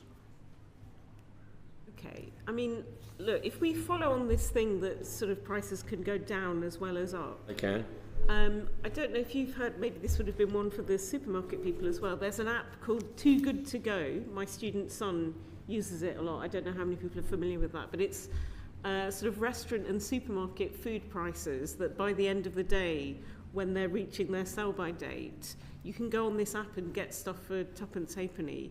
So they use dynamic pricing to decrease the cost of things through an app. Would you be open to doing something similar for when demand falls for concerts? When demand falls, we actually lose on a quarter of our shows. So it does happen to us, yes, unfortunately, but that's the nature of our business. It's very and could that be a way to do it, rather than having a load of empty seats to give them to people at a discounted rate through an app? Because then there's some predictability. Unfortunately, if you're not selling tickets, it doesn't matter what you do, you're not going to sell them. The attraction has not grabbed the attention. Not something you would entertain? Not personally, no, but... I mean, there is an app already called Tickets for Good. Tickets for Good, I know of them. Do you work with them? Would you consider working with them? I think they charge a fee to the buyer. I think it's a nominal amount. So this, for people who don't know, they give away free and heavily discounted tickets to NHS workers. I think they did it for the Blur Stadium gigs. That's a different thing. That's Blue Light. Charity workers, teachers, it's not just NHS. Maybe Blue Light is exclusively health professionals, but this is, they say that they've got 350,000 NHS staff who use their service, as well as from those other sectors, teaching and what have you. I work with a lot of artists that will actually donate tickets to those sites just to for the benefit of those people. So that's not something you guys would ever consider working with? Because again, we've looked at reputation. Again, the artist would be in control, and we work with the artist to do those things. And I remember once going to, it was in Hyde Park, Elton John had a throat infection, so they made it free to watch Elvis Costello, and I actually preferred that. I'm not an Elton John person, but I saw it was going around on the web, free Elvis Costello concert in Hyde Park. Into a question. Okay. Yeah, and actually, finally then, have you considered the way that when these ticket prices get hiked up, it actually has a knock-on effect on everything? So accommodation, we saw in the last session, transport for flying out to things, that it just does feel like fans are being fleeced to see their favourite person. Can't talk for hotels or airlines in whatever they do with their pricing. And they're all connected, I feel. Yeah, well, they could be. I have to stay in the hotels at the venues as well, so I see some of those prices. Okay, but Ms. Bowdry, you're saying that the extraordinary price increases that we've seen on two similar concerts 2 years apart, that is not an expression of your own market power, that is down to what? Who has driven this extraordinary increase in pricing? The artist. And I don't think it's, as I said earlier, I don't think it's a true reflection. I think there could be premium involved in that. So it's very easy to put a slide that shows a difference in price, and actually there is a premium attached to it. So the artist is dictating to you the price of these tickets? Artist and team. Yeah. And when Mr. Parsons was last here, we rehearsed some of the comments that we had heard on the record from artists like Robert Smith and Neil Young, both of who decried the influence of Ticketmaster and Live Nation on ticket pricing. So we were just a bit perplexed with an answer that suggested that the artist was setting a price when there appeared to be quite a lot of evidence of artists complaining about the price. Yeah. How do you explain that? I can't. I don't promote Neil Young nor The Cure, but I'm sure that they would have been involved in their ticket prices. Okay, so they were perhaps misleading their fans in the statements they were making about Live No, Nation? I wouldn't. I have no idea. I wouldn't put words in their mouth, not at all. Ed Sheeran completely cuts out the middleman, and it's all direct. Sorry? It just sounds like everyone's saying nothing to do with me, Gov, but I do know Ed Sheeran. No. Obviously, I'm there to advise. We need to. It's a very, very competitive business. So my ideal is putting the ticket prices up doesn't necessarily help me in any way, shape or form, because they might be prohibitive to people to going. I have to set a guarantee with an artist, and then I have to work on the best way with their team of achieving that guarantee. And the ticket price is then set to achieve that guarantee with them.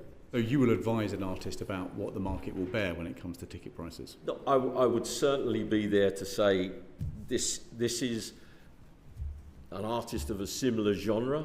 This is the ticket price that they charged. If you want to look at that, then we can. Or if you want to add something special or take it down, we can. Matt Weston. So presumably you just categorise artists. Sorry, I didn't. Presumably in your business model you categorise the type of artist and say, yes, you're in that kind of category. And well, we could artists define themselves to whatever genre they are. You said you advise them.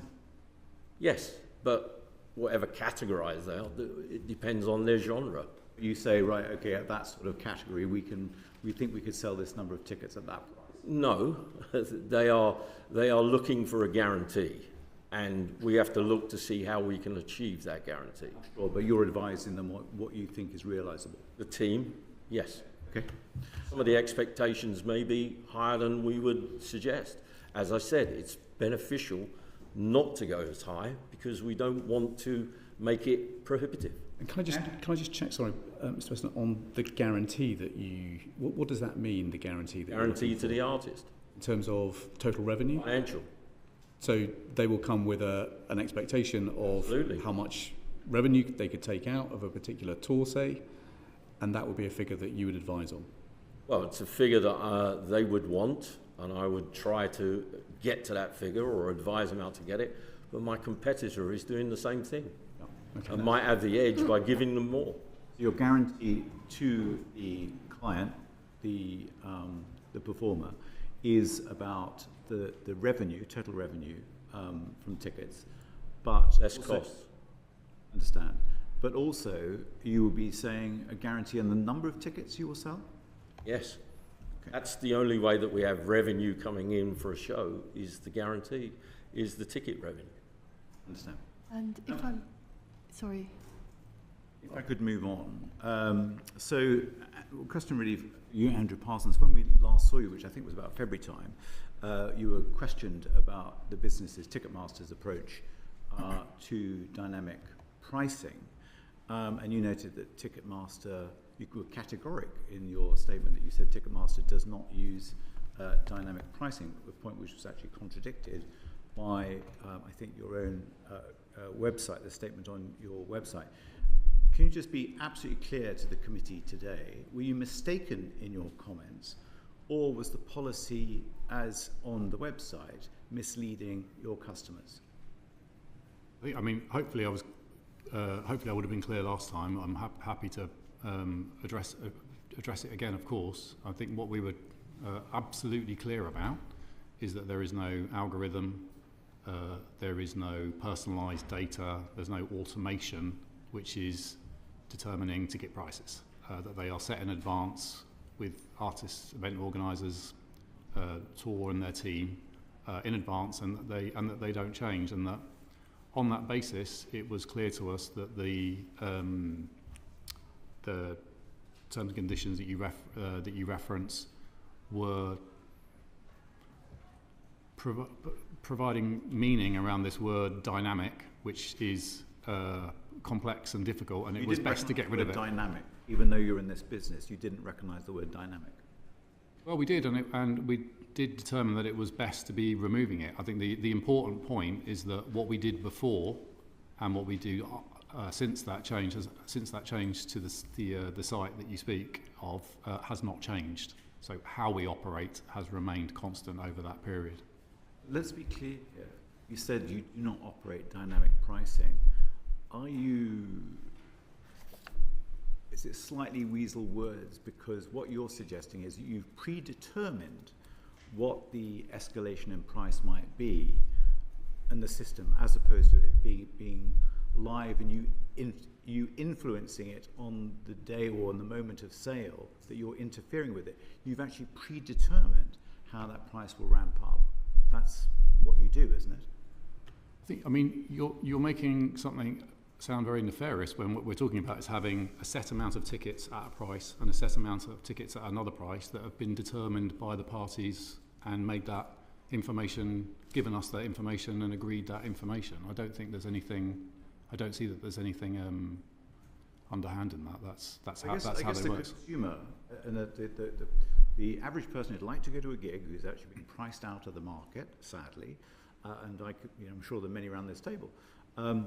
But on behalf of the consumer, they think that they see a price advertised to go to see whatever gig, then they find actually that is not the price they're going to pay because it's moved into a different price category. That's dynamic pricing, isn't it? I don't think it is, no. I mean, what we are clear about is that the tickets are set in advance, they're agreed, we don't set those prices, and they don't move during that period of on-sale. They can go down over a period of time, which is why we were clear to continue to use wording that reflects that, that they can move. But as I've said before, that movement is really based, the perception of that movement is based upon cheaper tickets no longer being available and higher priced tickets often being those that are left. Okay, so the conclusion is that your policy was misleading to the consumer. The word dynamic was unhelpful, yes. Well, let me just read you what the purchase policy said when you gave evidence on the 4th of February. It said, some tickets are market priced, and so sale prices may increase or decrease at any time based on demand. This is similar to how airline tickets and hotel rooms are sold and is commonly referred to as dynamic pricing, close quote. That was the purchase policy on your website on the 4th of February when we asked you whether you use dynamic pricing as a business, and you said we can be quite clear that this is not how the Ticketmaster website operates. The evidence that you gave to this committee was in direct contradiction to the purchase policy that was listed on your website on that day. How do you explain the difference? thought I just had, but I'm happy to again. The way that we operate was the same before and after. So we don't. The dynamic implies an algorithm. It implies some level of automation that was not in place, and I was quite clear on that then, and I can be clear on that now. It wasn't in place then, and it isn't in place now. The purchase policy on your website says some tickets are market priced, and so sale prices may increase or decrease at any time based on demand. I mean, to us, that sounds like dynamic pricing. Well, that's why...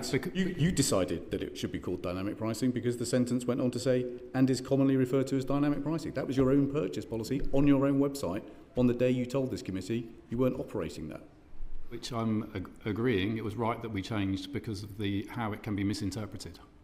Or was it misinterpreted or misleading?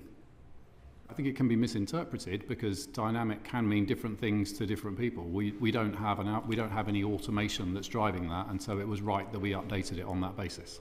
Right. So you were worried that consumers were misinterpreting the way that you had described dynamic pricing on your website. You don't think that you were misleading your customers at that point? I think we were looking to be able to make it be more accurately representing what it was that we were actually doing, and that is what we've done, and that's, I think, right. Anything further, Mr. Weston? No, thank you, Chair. Okay, Mr. Cooper. Thank you, Chair. Phil, this is to you. I'm struggling a little bit here to recognise this company, because I thought, in my limited knowledge, Ticketmaster were big players, that you're big players in the UK, but you seem to be a plucky start-up fighting your way, sharp elbows in a shark-filled environment where there's lots of other people out there with their elbows out. So what's the situation with these rivals? You've no connection with these rival companies at all. You don't talk to them. There's nothing at all. It's a cutthroat business, and you're out there fighting your end. Yes. Obviously, I know my competitors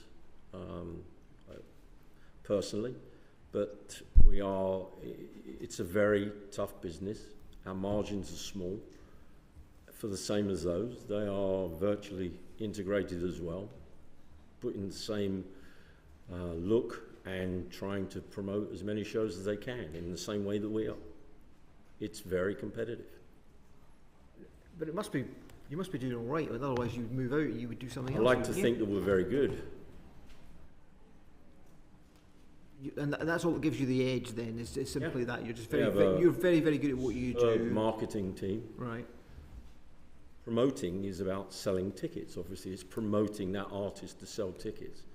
We need to have the correct marketing for that, and we're very fortunate, particularly in London. We have a first-class marketing team. Okay, and you don't have an advantage over your competitors. You talk to your competitors. They're doing the same things as you. You're just better at it. So you don't have anything you do differently that allows you to. Yes, of course. I'm a good promoter, but so are they. So I'd like to think that that's my edge. Thank you. I've been doing it for a long time. Thank you. Sarah Edwards. Thank you, Chair. I'm going to come back, Phil, if I may, to your CEO, Michael Rapino, who was alleged by the US Department of Justice to have effectively scolded the OVG group. And they're the co-owners of the UK Co-op Live, for reportedly attempting to compete with you. And there's an email chain between the two CEOs, effectively, where the response is, we never intended to compete with you. So I just wondered whether or not you were intending to bring this type of collusion to the UK market.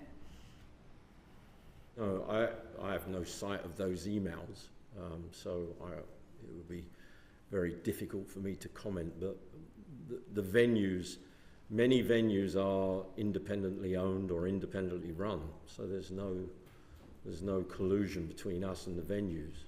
But other competitors who might be selling tickets, there's nothing that you're doing in terms of saying, well, actually, we don't want you to compete, because you've got exclusionary contracts with some venues in the US. We have no exclusive or exclusionary contracts with any venues. That's just in the US, but not in the UK. Maybe in the US, but certainly not in the UK.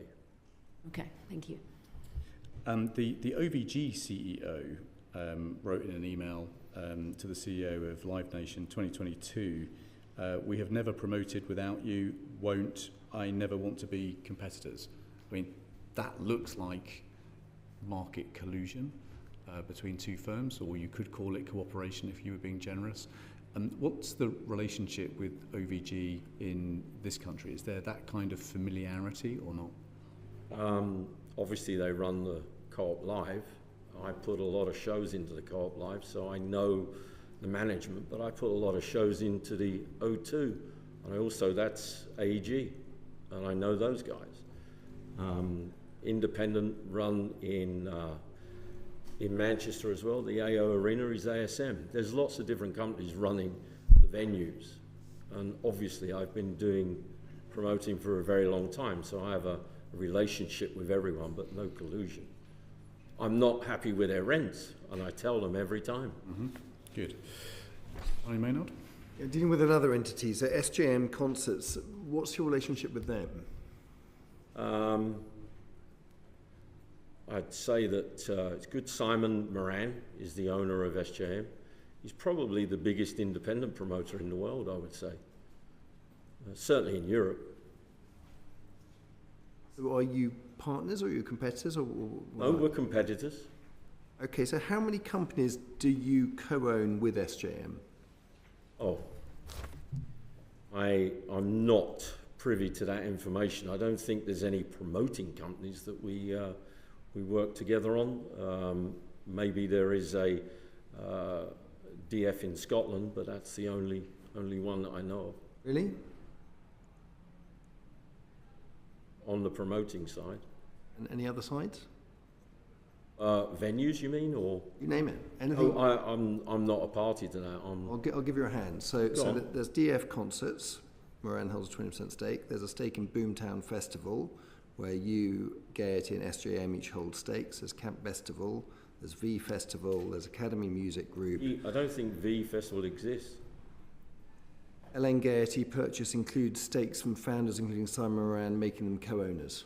That's what I've got. I mean, yeah, but V Festival disappeared quite a while ago, unless I'm mistaken. Okay. The rest of it. Fine. What about so I've got 1, 2, 3, 4, 5, 6, 7 here. I mean, what's weird about this is you say that you're competitors, but then you co-own a whole load of companies together. Yeah, I mean, you can't really say I co-own something together, but we're competing. Why? Because it doesn't work that way. Oh, you're talking about venues. I compete with him as far as promoting is concerned. Again, it just comes back to, the word vampire squid's going through my head, but maybe octopus is better, but it's just the wraparound. Seems to be a good word for you. Yeah, well, it seems to be a good analogy for what's going on here. I don't recognise it, as I said before. I'm a promoter. Simon is a competitor, unless we're working together at the behest of the agent or the manager. Phil, you say you're a promoter, but Live Nation manages artists, it manages festivals, it manages venues, it sells tickets, and it does it more so than anybody else in the country. So you're saying, oh, I'm a promoter, but the reality is you're part of an enormous corporate group that wraps itself around the consumer in all these different ways. We are vertical integration, as are most of our competitors. Except you're a lot bigger than your competitors. That's I'd like to see all these figures that say that we are bigger. We work very hard, but it's all on the web. Oh, look. Yeah. Thank you. Well, look, thank you very much. I think we've got some quite different views about what might constitute substantial market power. We've obviously had some difficulties getting some of the pricing information, so we look forward to an exchange of correspondence on that. I think we've finally nailed what is and what isn't going on when it comes to dynamic pricing. Let me just close off by asking, because this has been based on hearsay evidence to us, have employees of the Live Nation Group ever threatened artists, promoters or venue operators, or applied anything that those artists may interpret as pressure in order to change their behaviour? Mr. Boundary. Not to my knowledge. Okay, Mr. Parsons. Never threatened anybody. I think I was pretty clear at the outset that the evidence to me is very clear that the ticketing market is incredibly competitive. The margins reflect that. The margins relative to other marketplaces that charge far higher commissions support that. The fact that our retained amount declined over 10 years, all of these things to me make it abundant, and the fact that of the major buildings within the UK that we spoke about, that we provide services to a minority of them, suggests to me that it's incredibly clear that it's a very, very vibrant, competitive marketplace for ticketing every single day. Okay, well, thank you very much indeed to both of you for taking the time to come and give evidence to us. We're really grateful for the evidence that you've given us. There'll be a couple of bits of exchange of correspondence, I think, to follow up, but that concludes this panel. Order. Thank you. Thank you.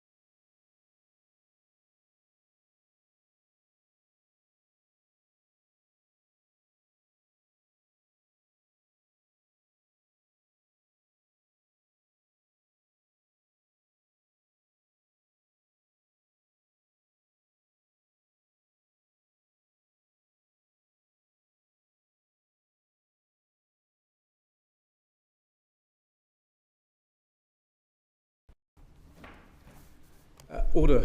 Welcome to this final panel of today's inquiry by the Business and Trade Committee into prices for consumers in the UK.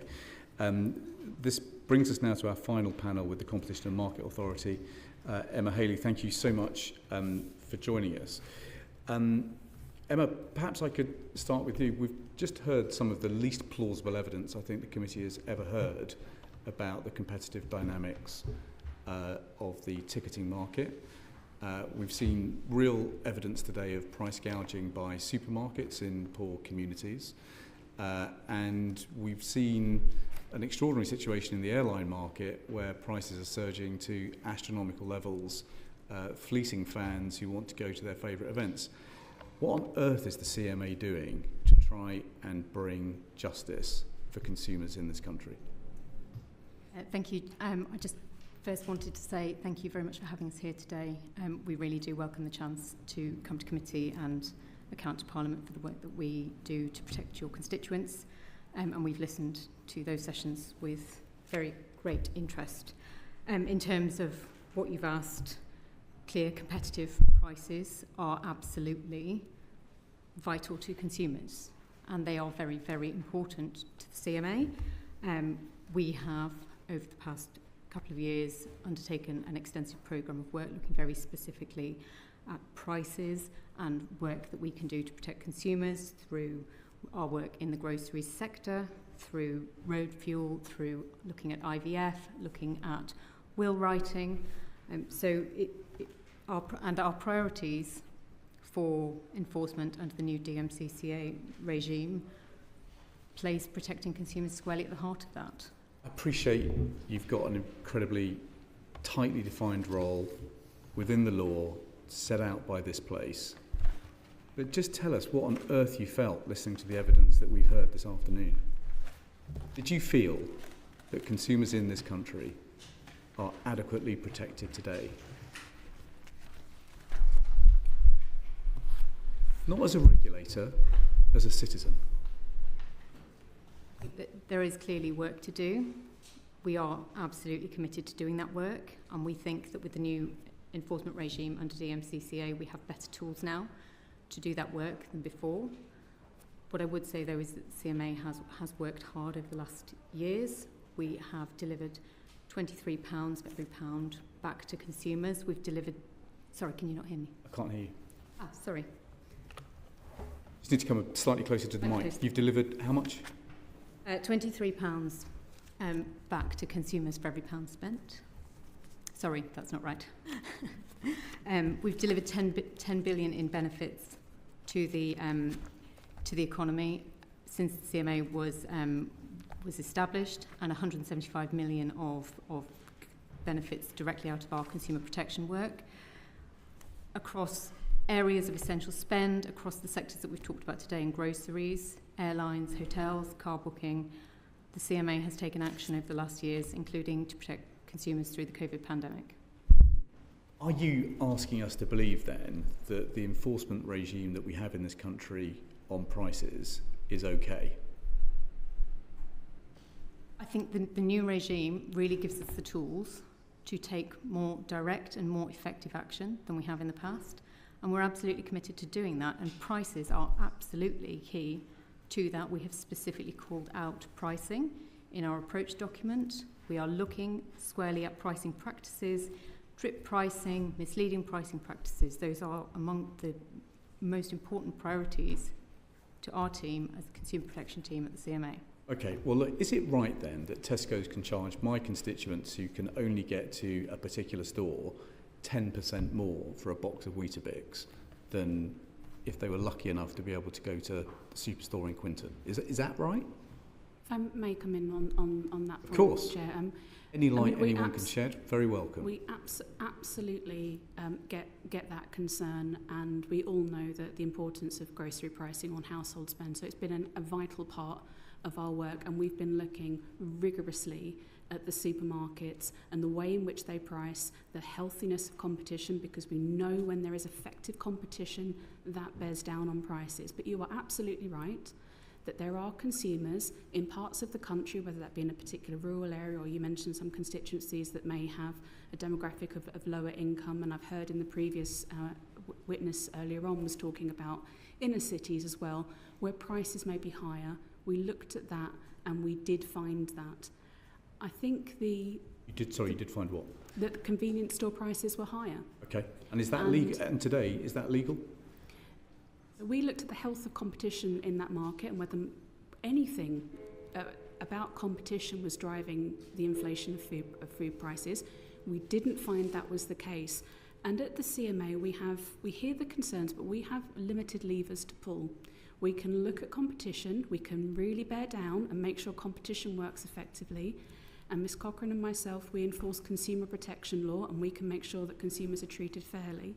But the CMA does not have the role to set prices. That remains a commercial freedom for businesses. So whilst we absolutely get that that's a very cold comfort for a constituent who pays more, but for us, if we do not find a competition problem or a problem with consumer protection law, we do not have the jurisdiction to intervene any further. But where we find those problems, we stretch every sinew of our powers to make sure that we are having a positive impact on consumers and prices in this country. Okay, so just so we're totally clear, the law of the land today allows a company like Tesco's to charge poor people 10% more on their shopping basket than people in a middle class area down the road.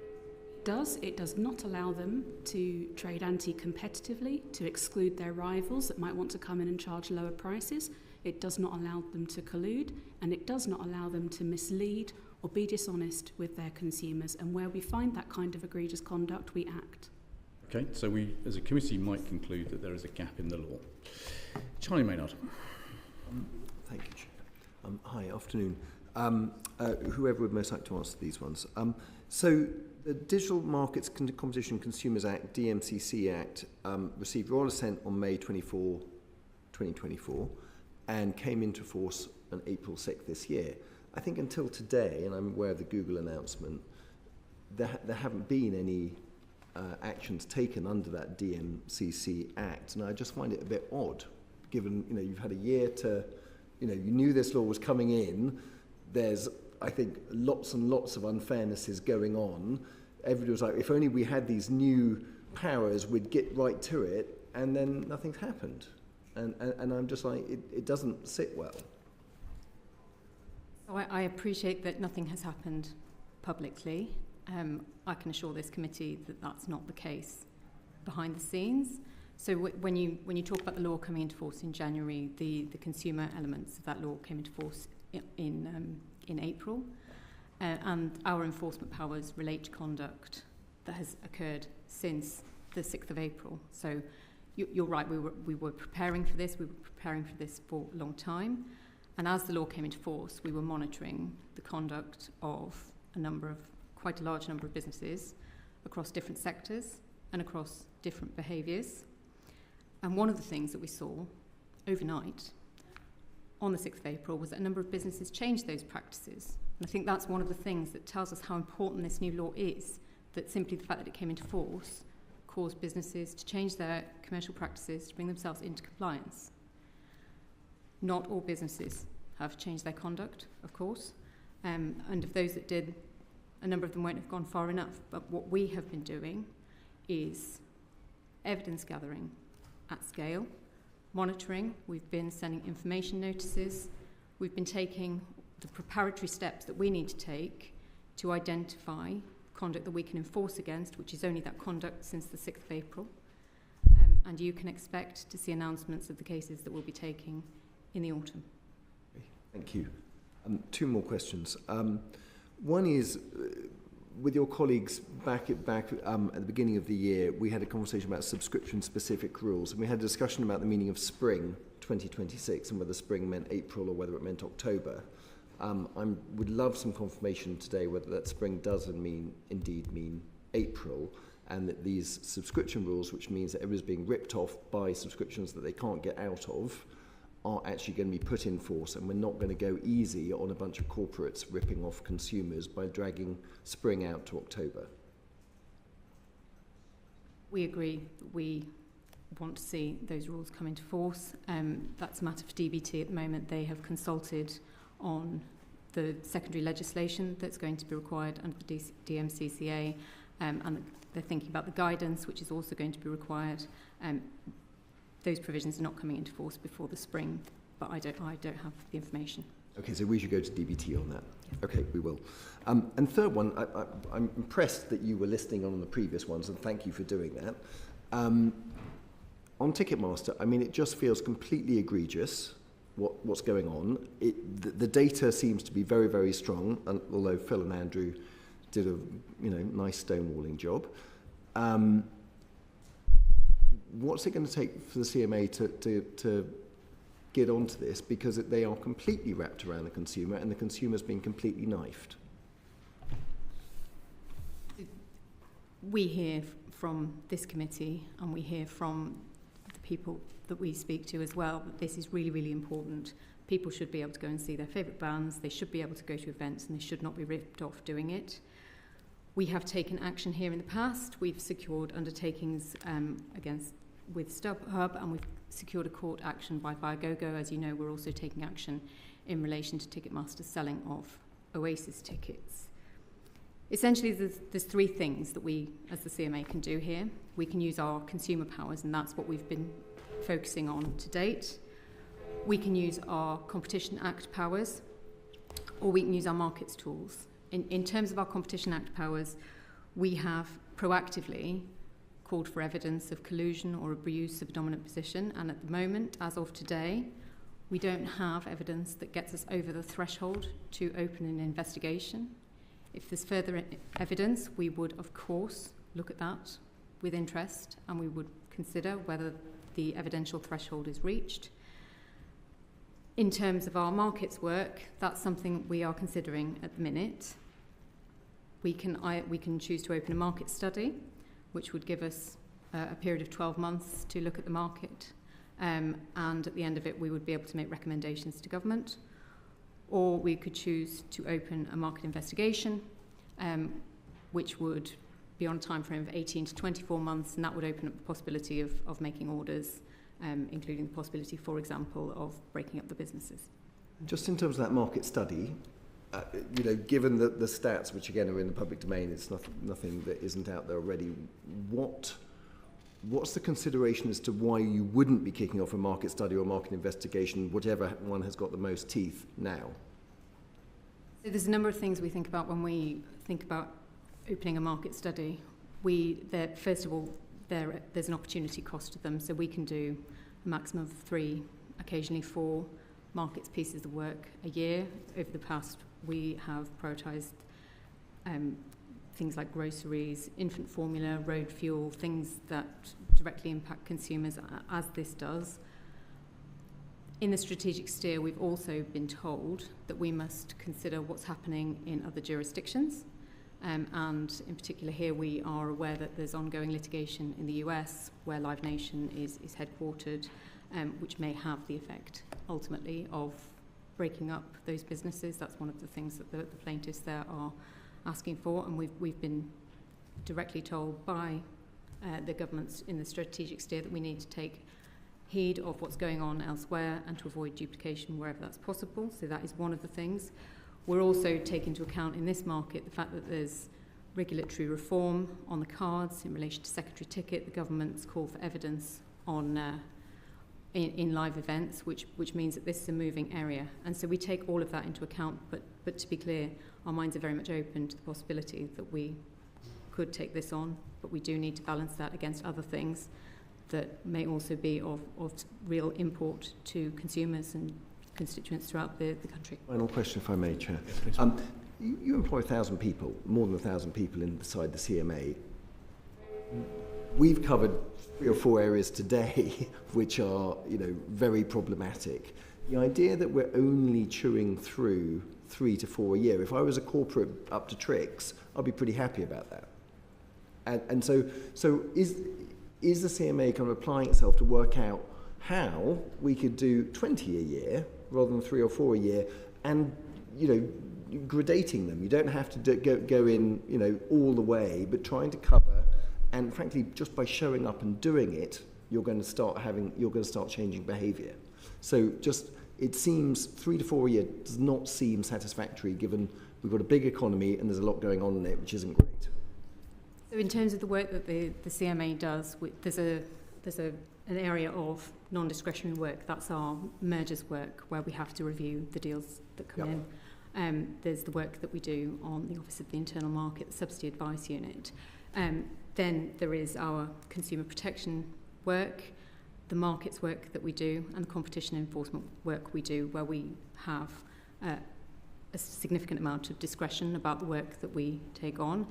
We do think about those in the round. So when I say 3 to 4 pieces of markets work, that is literally using the market study and the market investigation tool. It doesn't cover our consumer protection portfolio. It doesn't cover the Competition Act enforcement in relation to collusion or abuse of dominance. Those are different. And we do think about them across the piece. We think about ensuring that we have coverage of markets that directly impact consumer. That's been a big focus over the last years, particularly in relation to protections arising out of the pandemic and in relation to cost of living pressures. So that's our work, for example, in road fuels, infant formula, groceries, and so on. But we also need to think about the non-consumer facing markets. So, for example, we've just opened in the last week a market study in civil engineering, which is obviously very important in terms of the growth agenda. And we have to consider, again, the government's strategic steer that tells us to focus on the 8 industrial sector strategies. Okay, thank you.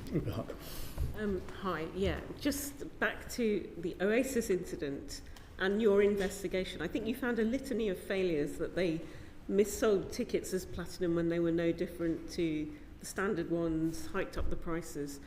Would you say that Ticketmaster, and from what you heard of their evidence just now, misled customers by using the fear of dynamic pricing, sort of putting the pressure on people, even if they didn't technically dynamically price on this occasion?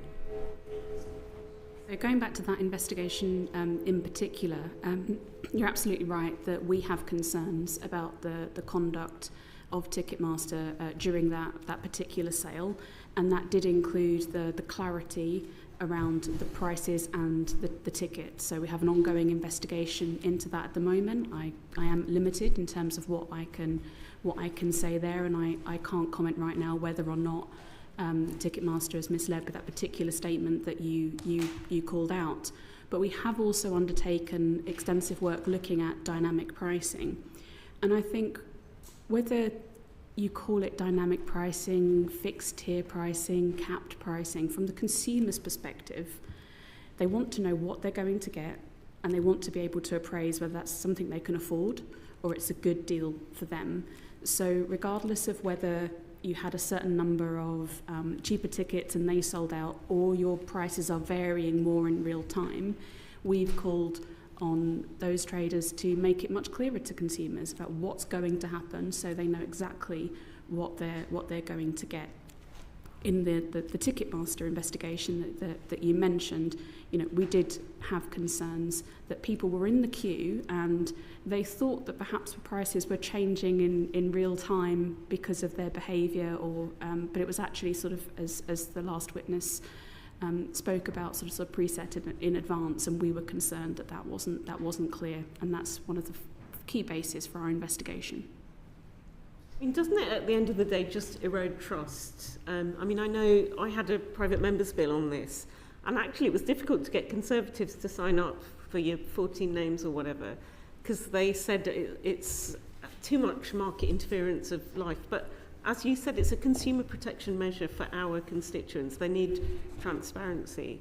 We think, absolutely agree with you, trust and confidence are the foundations, and you don't have to have strong consumer protection or competition. You need both to be working. If you want an economy to grow and thrive, you need to have consumers that are active and can be confident in where they spend their money and know that they're getting good deals.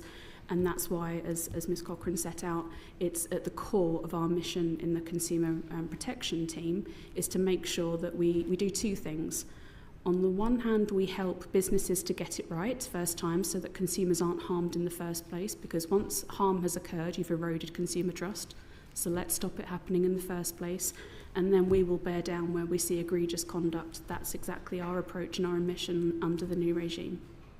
Do you think they're emboldened because they've got this monopolistic position? They're just sort of so big. They handled 900,000 ticket sales in the Oasis incident alone. In relation to that investigation under consumer protection law, whether or not there's market power or the volume of seats is to be put to one side, because our focus is on those customers on that day in that queue. Were they or were they not misled? Were they given the right information about tickets? And as I said, we have concerns about that, and consumer law applies whether you are a small firm or some of the world's largest. It is blind to the size of the firm. But their gigantesque size, does that sort of help them be even more arrogant than they should be? It meant in that investigation that a large number of consumers were affected, yes. Just lastly, what are the lessons learned? What will improve for our constituents? And just the thing I was trying to angle at before, people are finding their accommodation, they buy it in advance and then it gets cancelled when these shows, it happens at Labour Party conference as well. You might buy it well in advance. The biggest events. And then they see, and so they cancel it. Booking.com, people like that. Would you have any power over doing anything to rein in those people? Because, then they hike it way up. We have heard those stories, and it's immensely frustrating, particularly when you've booked in advance and then something can be suddenly cancelled. In those circumstances, if a trader has cancelled your booking simply because it's going to resell it at a higher price, they are at risk of a breach of contract, and there may be, if there are terms in the contract that put all of the power with them rather than the consumer, that could also be a consumer law concern. So in those situations, my advice to consumers is to talk to their local trading standards department or citizens advice, because those traders are at risk of breaching consumer law. And as Ms Cochrane said, the consequences now for breaching consumer law are so much greater than they were before because of the new powers under the DMCC. So for the first time, there is parity with the requirements of competition law and consumer law. And we've seen this already, but we continue to hope that every boardroom and every business in this country takes account of the fact that they are now at risk from enforcement from the CMA and the imposition of fines of up to 10% of worldwide turnover. In our experience and discussions, that somewhat focuses the mind. Okay, Weston. Thank you for that. You may have heard earlier, I've done some analysis myself in the last 3 years, looking at certain supermarkets and just how they price. And I'm interested, I think you said, hey, you've done grocery inquiry yourselves. In that inquiry, did you discover that they supermarkets price differently for similar category products, but they label them differently? Did you come across that? That wasn't at the core of our investigation. We were primarily looking at whether the rise of what's now sort of common in our daily shop, but at the time was relatively new for loyalty pricing, whether or not those discounts were genuine and fair. So we looked really quite forensically at those prices and some of the differences between sort of brand and non-brand products, but no, we didn't look at that precise question. Okay. So you haven't looked at sort of transparency for the consumer or anything like that in that other part of what they do? So we've been very clear with the supermarkets about the information that they provide to consumers about pricing. So whether that be the detail on the edge of the shelf, if it's about the discount, what was the price before, is the price that they're seeing absolutely genuine, so that exactly consumers can have trust and confidence in the prices that they see. That was the focus of our investigation. On the tickets that we were talking about, you heard us referring to what the US Department of Justice is doing. Do you have concerns about the growing dominance of, say, a company like Ticketmaster, and do you fear that they could achieve a similar sort of market dominance that is currently enjoyed in the US market and in Ireland?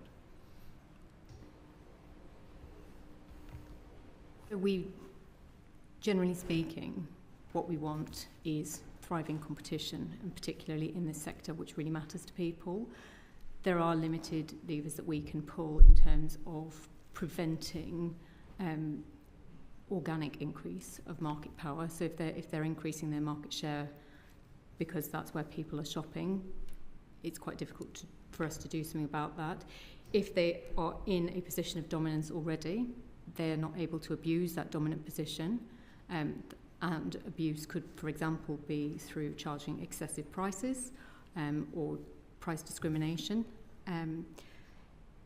If we were concerned that the way that they were growing market share was a function of something that was going wrong in the competitive process, then we could then look at using those markets tools that I was speaking about earlier.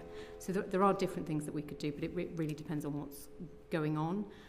But as I say, we are actively considering whether we should be looking at this market sector. Okay, and you said earlier, I think, Emma, that you perhaps do 4 or 5 inquiries, studies. Is that sort of at any one time, or is it over a year? And just out of interest, what resource, how many people does the CMA employ? So the CMA as a whole employs around 1,000, and then we have in the Consumer Protection and Markets Division in the region of 110 at the moment. And then there's mergers, the rest of it? Mergers, there's competition enforcement, there's our data unit that's looking at ensuring that we're using technology, new technologies, including AI, as effectively as we can, both in the way that we work, but also in the way that we do enforcement, so detection, and we're doing some really interesting work to detect more consumer infringements with that team at the moment, and also corporate services, as you would expect. When you're doing an analysis, what are the criteria on which you base sort of reasonable grounds for doing an inquiry or investigation? It depends which tool we're using. If we're in competition, generally speaking, we prioritise based on the impact that we can have, whether we can actually be effective, whether we can generate change in the market if we see a problem. We look at how important it is to consumers. We look at the government strategic steer, looking at the fact that there's those 8 industrial sectors that the government has asked us to focus on, and we look at whether it's an intervention that is pro-growth, pro-investment. Okay, Sarah Edwards. Thank you, Chair. Yeah, I just wanted to pick up on some of what we've heard today, and particularly if we follow on the sort of supermarket theme. what we seemed to be being told was that the Tesco and the Tesco Express, or the Sainsbury's and the Sainsbury's Local, were somehow completely separate businesses that operated entirely exclusively, but they're not. They're under one, they don't have a separate entity. So these are just operating segments. They've got nothing to do with actually a legal structure in that sense. And so really these are just all operating costs for the business, but that's the excuse given for why there are price differentials at different stores. And I just wondered whether or not that's the type of thing that you might be looking into for these reasons why they can't possibly do it. It's out of their control. Because, in a former life, when I had to deal with employers, the same claim would be used, which would be, there's a site and it makes no money at all. One very famous crisp factory once made this excuse, which was that the entire site that made all the crisps didn't make any money, so they couldn't possibly pay a pay rise. So again, it's the convenience of these segments that is used as the excuse as to why they can't take action. And I just wondered whether or not you come across these types of arguments and what you think you might be able to do in terms of challenging that. We do look particularly with the supermarkets. We look overall at how competition is working, and as I said earlier, we didn't find that a lack of competition was causing those price rises, and nor did we find that there were particularly higher exploitative margins at convenience stores. As I think, as you heard in the earlier session, there are different costs. But I completely understand the point that if you are at a convenience store paying more, and it's a large firm, that feels incredibly frustrating and unfair. And we have intervened where we found that the cause of any of those kinds of problems is within our sphere, so a competition problem or a consumer problem. So in terms of the ways that the supermarkets behave, they are ultimately accountable to their customers, and they're accountable to committees like this one.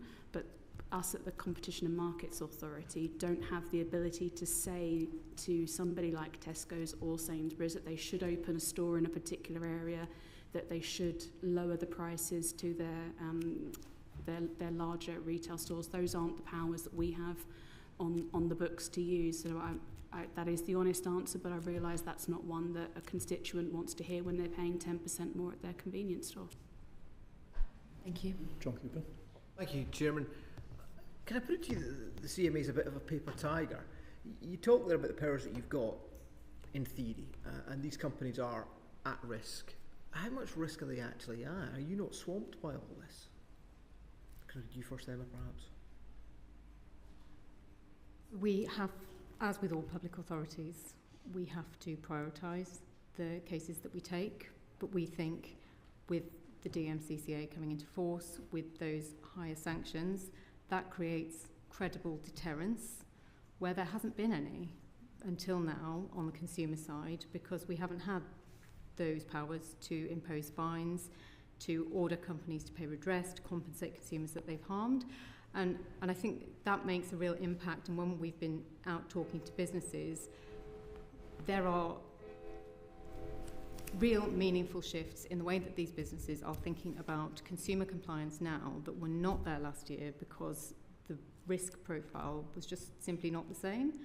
I don't think we're a paper tiger. We have active lines of inquiry. We will be bringing those into live investigations at the right time. But I appreciate that right now you're not seeing the sort of progress, but we would be delighted to come back and talk to you next year about the cases that will be open at that point. Jam tomorrow, but no jam today. Picking the fruit. Yeah. Hayley, is it a structural problem with the CMA? Is that the difficulty, that you're geared up really to do a great investigation into whether or not petrol prices across the country are being fiddled, for want of a better word, but when it comes to things like the internet and buying tickets and things like that, you're just not at the races? I would refute that quite strongly, and I would look at our record. And particularly the point you made about how tough we have been as an authority. We've taken consumer protection law investigations against some of the world's largest firms. We've been there for consumers during COVID, getting hundreds of millions of pounds back for them. Just last year, we got £4 million back from voucher to consumers where we thought that they were treated unfairly by opting them into a pre-tick box, a service that consumers didn't always want. So we have a very strong record, and that record will continue to be strong, and our impact will be much greater than it ever has been because we have these new fining powers and under the DMCC. I think the CMA is very well set up to tackle those challenges. If you particularly look at the way that we've been thinking about AI in recent years, we were one of the first authorities in the world to think about the impact of AI on competition and consumer protection and get ahead of the curve and think about what conditions need to be in place for markets to work well.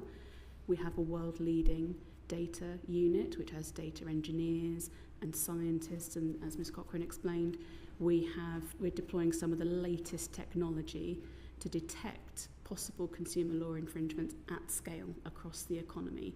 That is advanced for other consumer protection authorities around the world. So that's exactly where the CMA is, and we have everything we need to do the right thing for consumers. So I would just add, even with the previous powers, this year alone, we have secured undertakings from Google and Amazon in relation to their processes to detect fake reviews, which are relied upon by 9 out of 10 consumers when they're shopping online, and the changes that we have secured there through the undertakings will make a real meaningful difference to consumers who will be able to trust and rely on the reviews that they see, and that will help them to make better decisions when they're buying. I'm conscious of time, but very quickly, one of the things about dynamic pricing is that we seem to lack even a definition of what dynamic pricing is, and we've heard even today lots of ideas about what dynamic pricing might be or might not be. Is that something that you would ask of Parliament? Would it be helpful if we were to lay down a definition in law? We are lawmakers rather than law takers. Would that help you in your fight against this sort of thing? We've looked at dynamic pricing in quite a lot of detail, and you're absolutely right. It's almost impossible to find an agreed definition, but we sort of then think about it from the consumer perspective. What do they see? What do they expect? How are prices changing in real time for them? And we've applied consumer law. Now, consumer law is principles-based, so it is agnostic to the technology that is being used, the practice. Today it's dynamic pricing, tomorrow it might be something else, but the underpinning principles that we have to deploy are exactly the same ones, and it's about not misleading consumers and treating them fairly and making sure they have the right information at the right time. And we do want people to be able to get the benefits of new pricing practices and new products and services. But we put out some advice on Friday for businesses, making it clear to them that you need to take people along that journey with you. If you're trying something new, you need to tell them so they know what to expect, and you need to just be upfront and honest with them about the pricing practices that are being operated. As I say, with our new powers, we think we do have the tools to tackle what we see in the economy today, but of course we sort of stand ready to assist this committee or government more broadly if it wants to introduce new requirements or think about new legislation in future. But I don't want any business out there to be under the misapprehension that if there is something new that the CMA won't be there standing for consumers. We will be, and we do it in two ways, as I said earlier. We tell consumers, businesses, what we expect of them, and then we stand up for consumers, and that's our approach. So if I can paraphrase this, you're talking a lot about deterrence, you're talking a lot about detection. You're able to deter, you hope, the new powers, you're hoping that you can pick up on the issues. But the one that's missing, I think, is enforcement. You talk about in a year's time things are going to be great, but there's difficulties right now, isn't there? I mean, people are buying these items in shops, people are going online and buying things.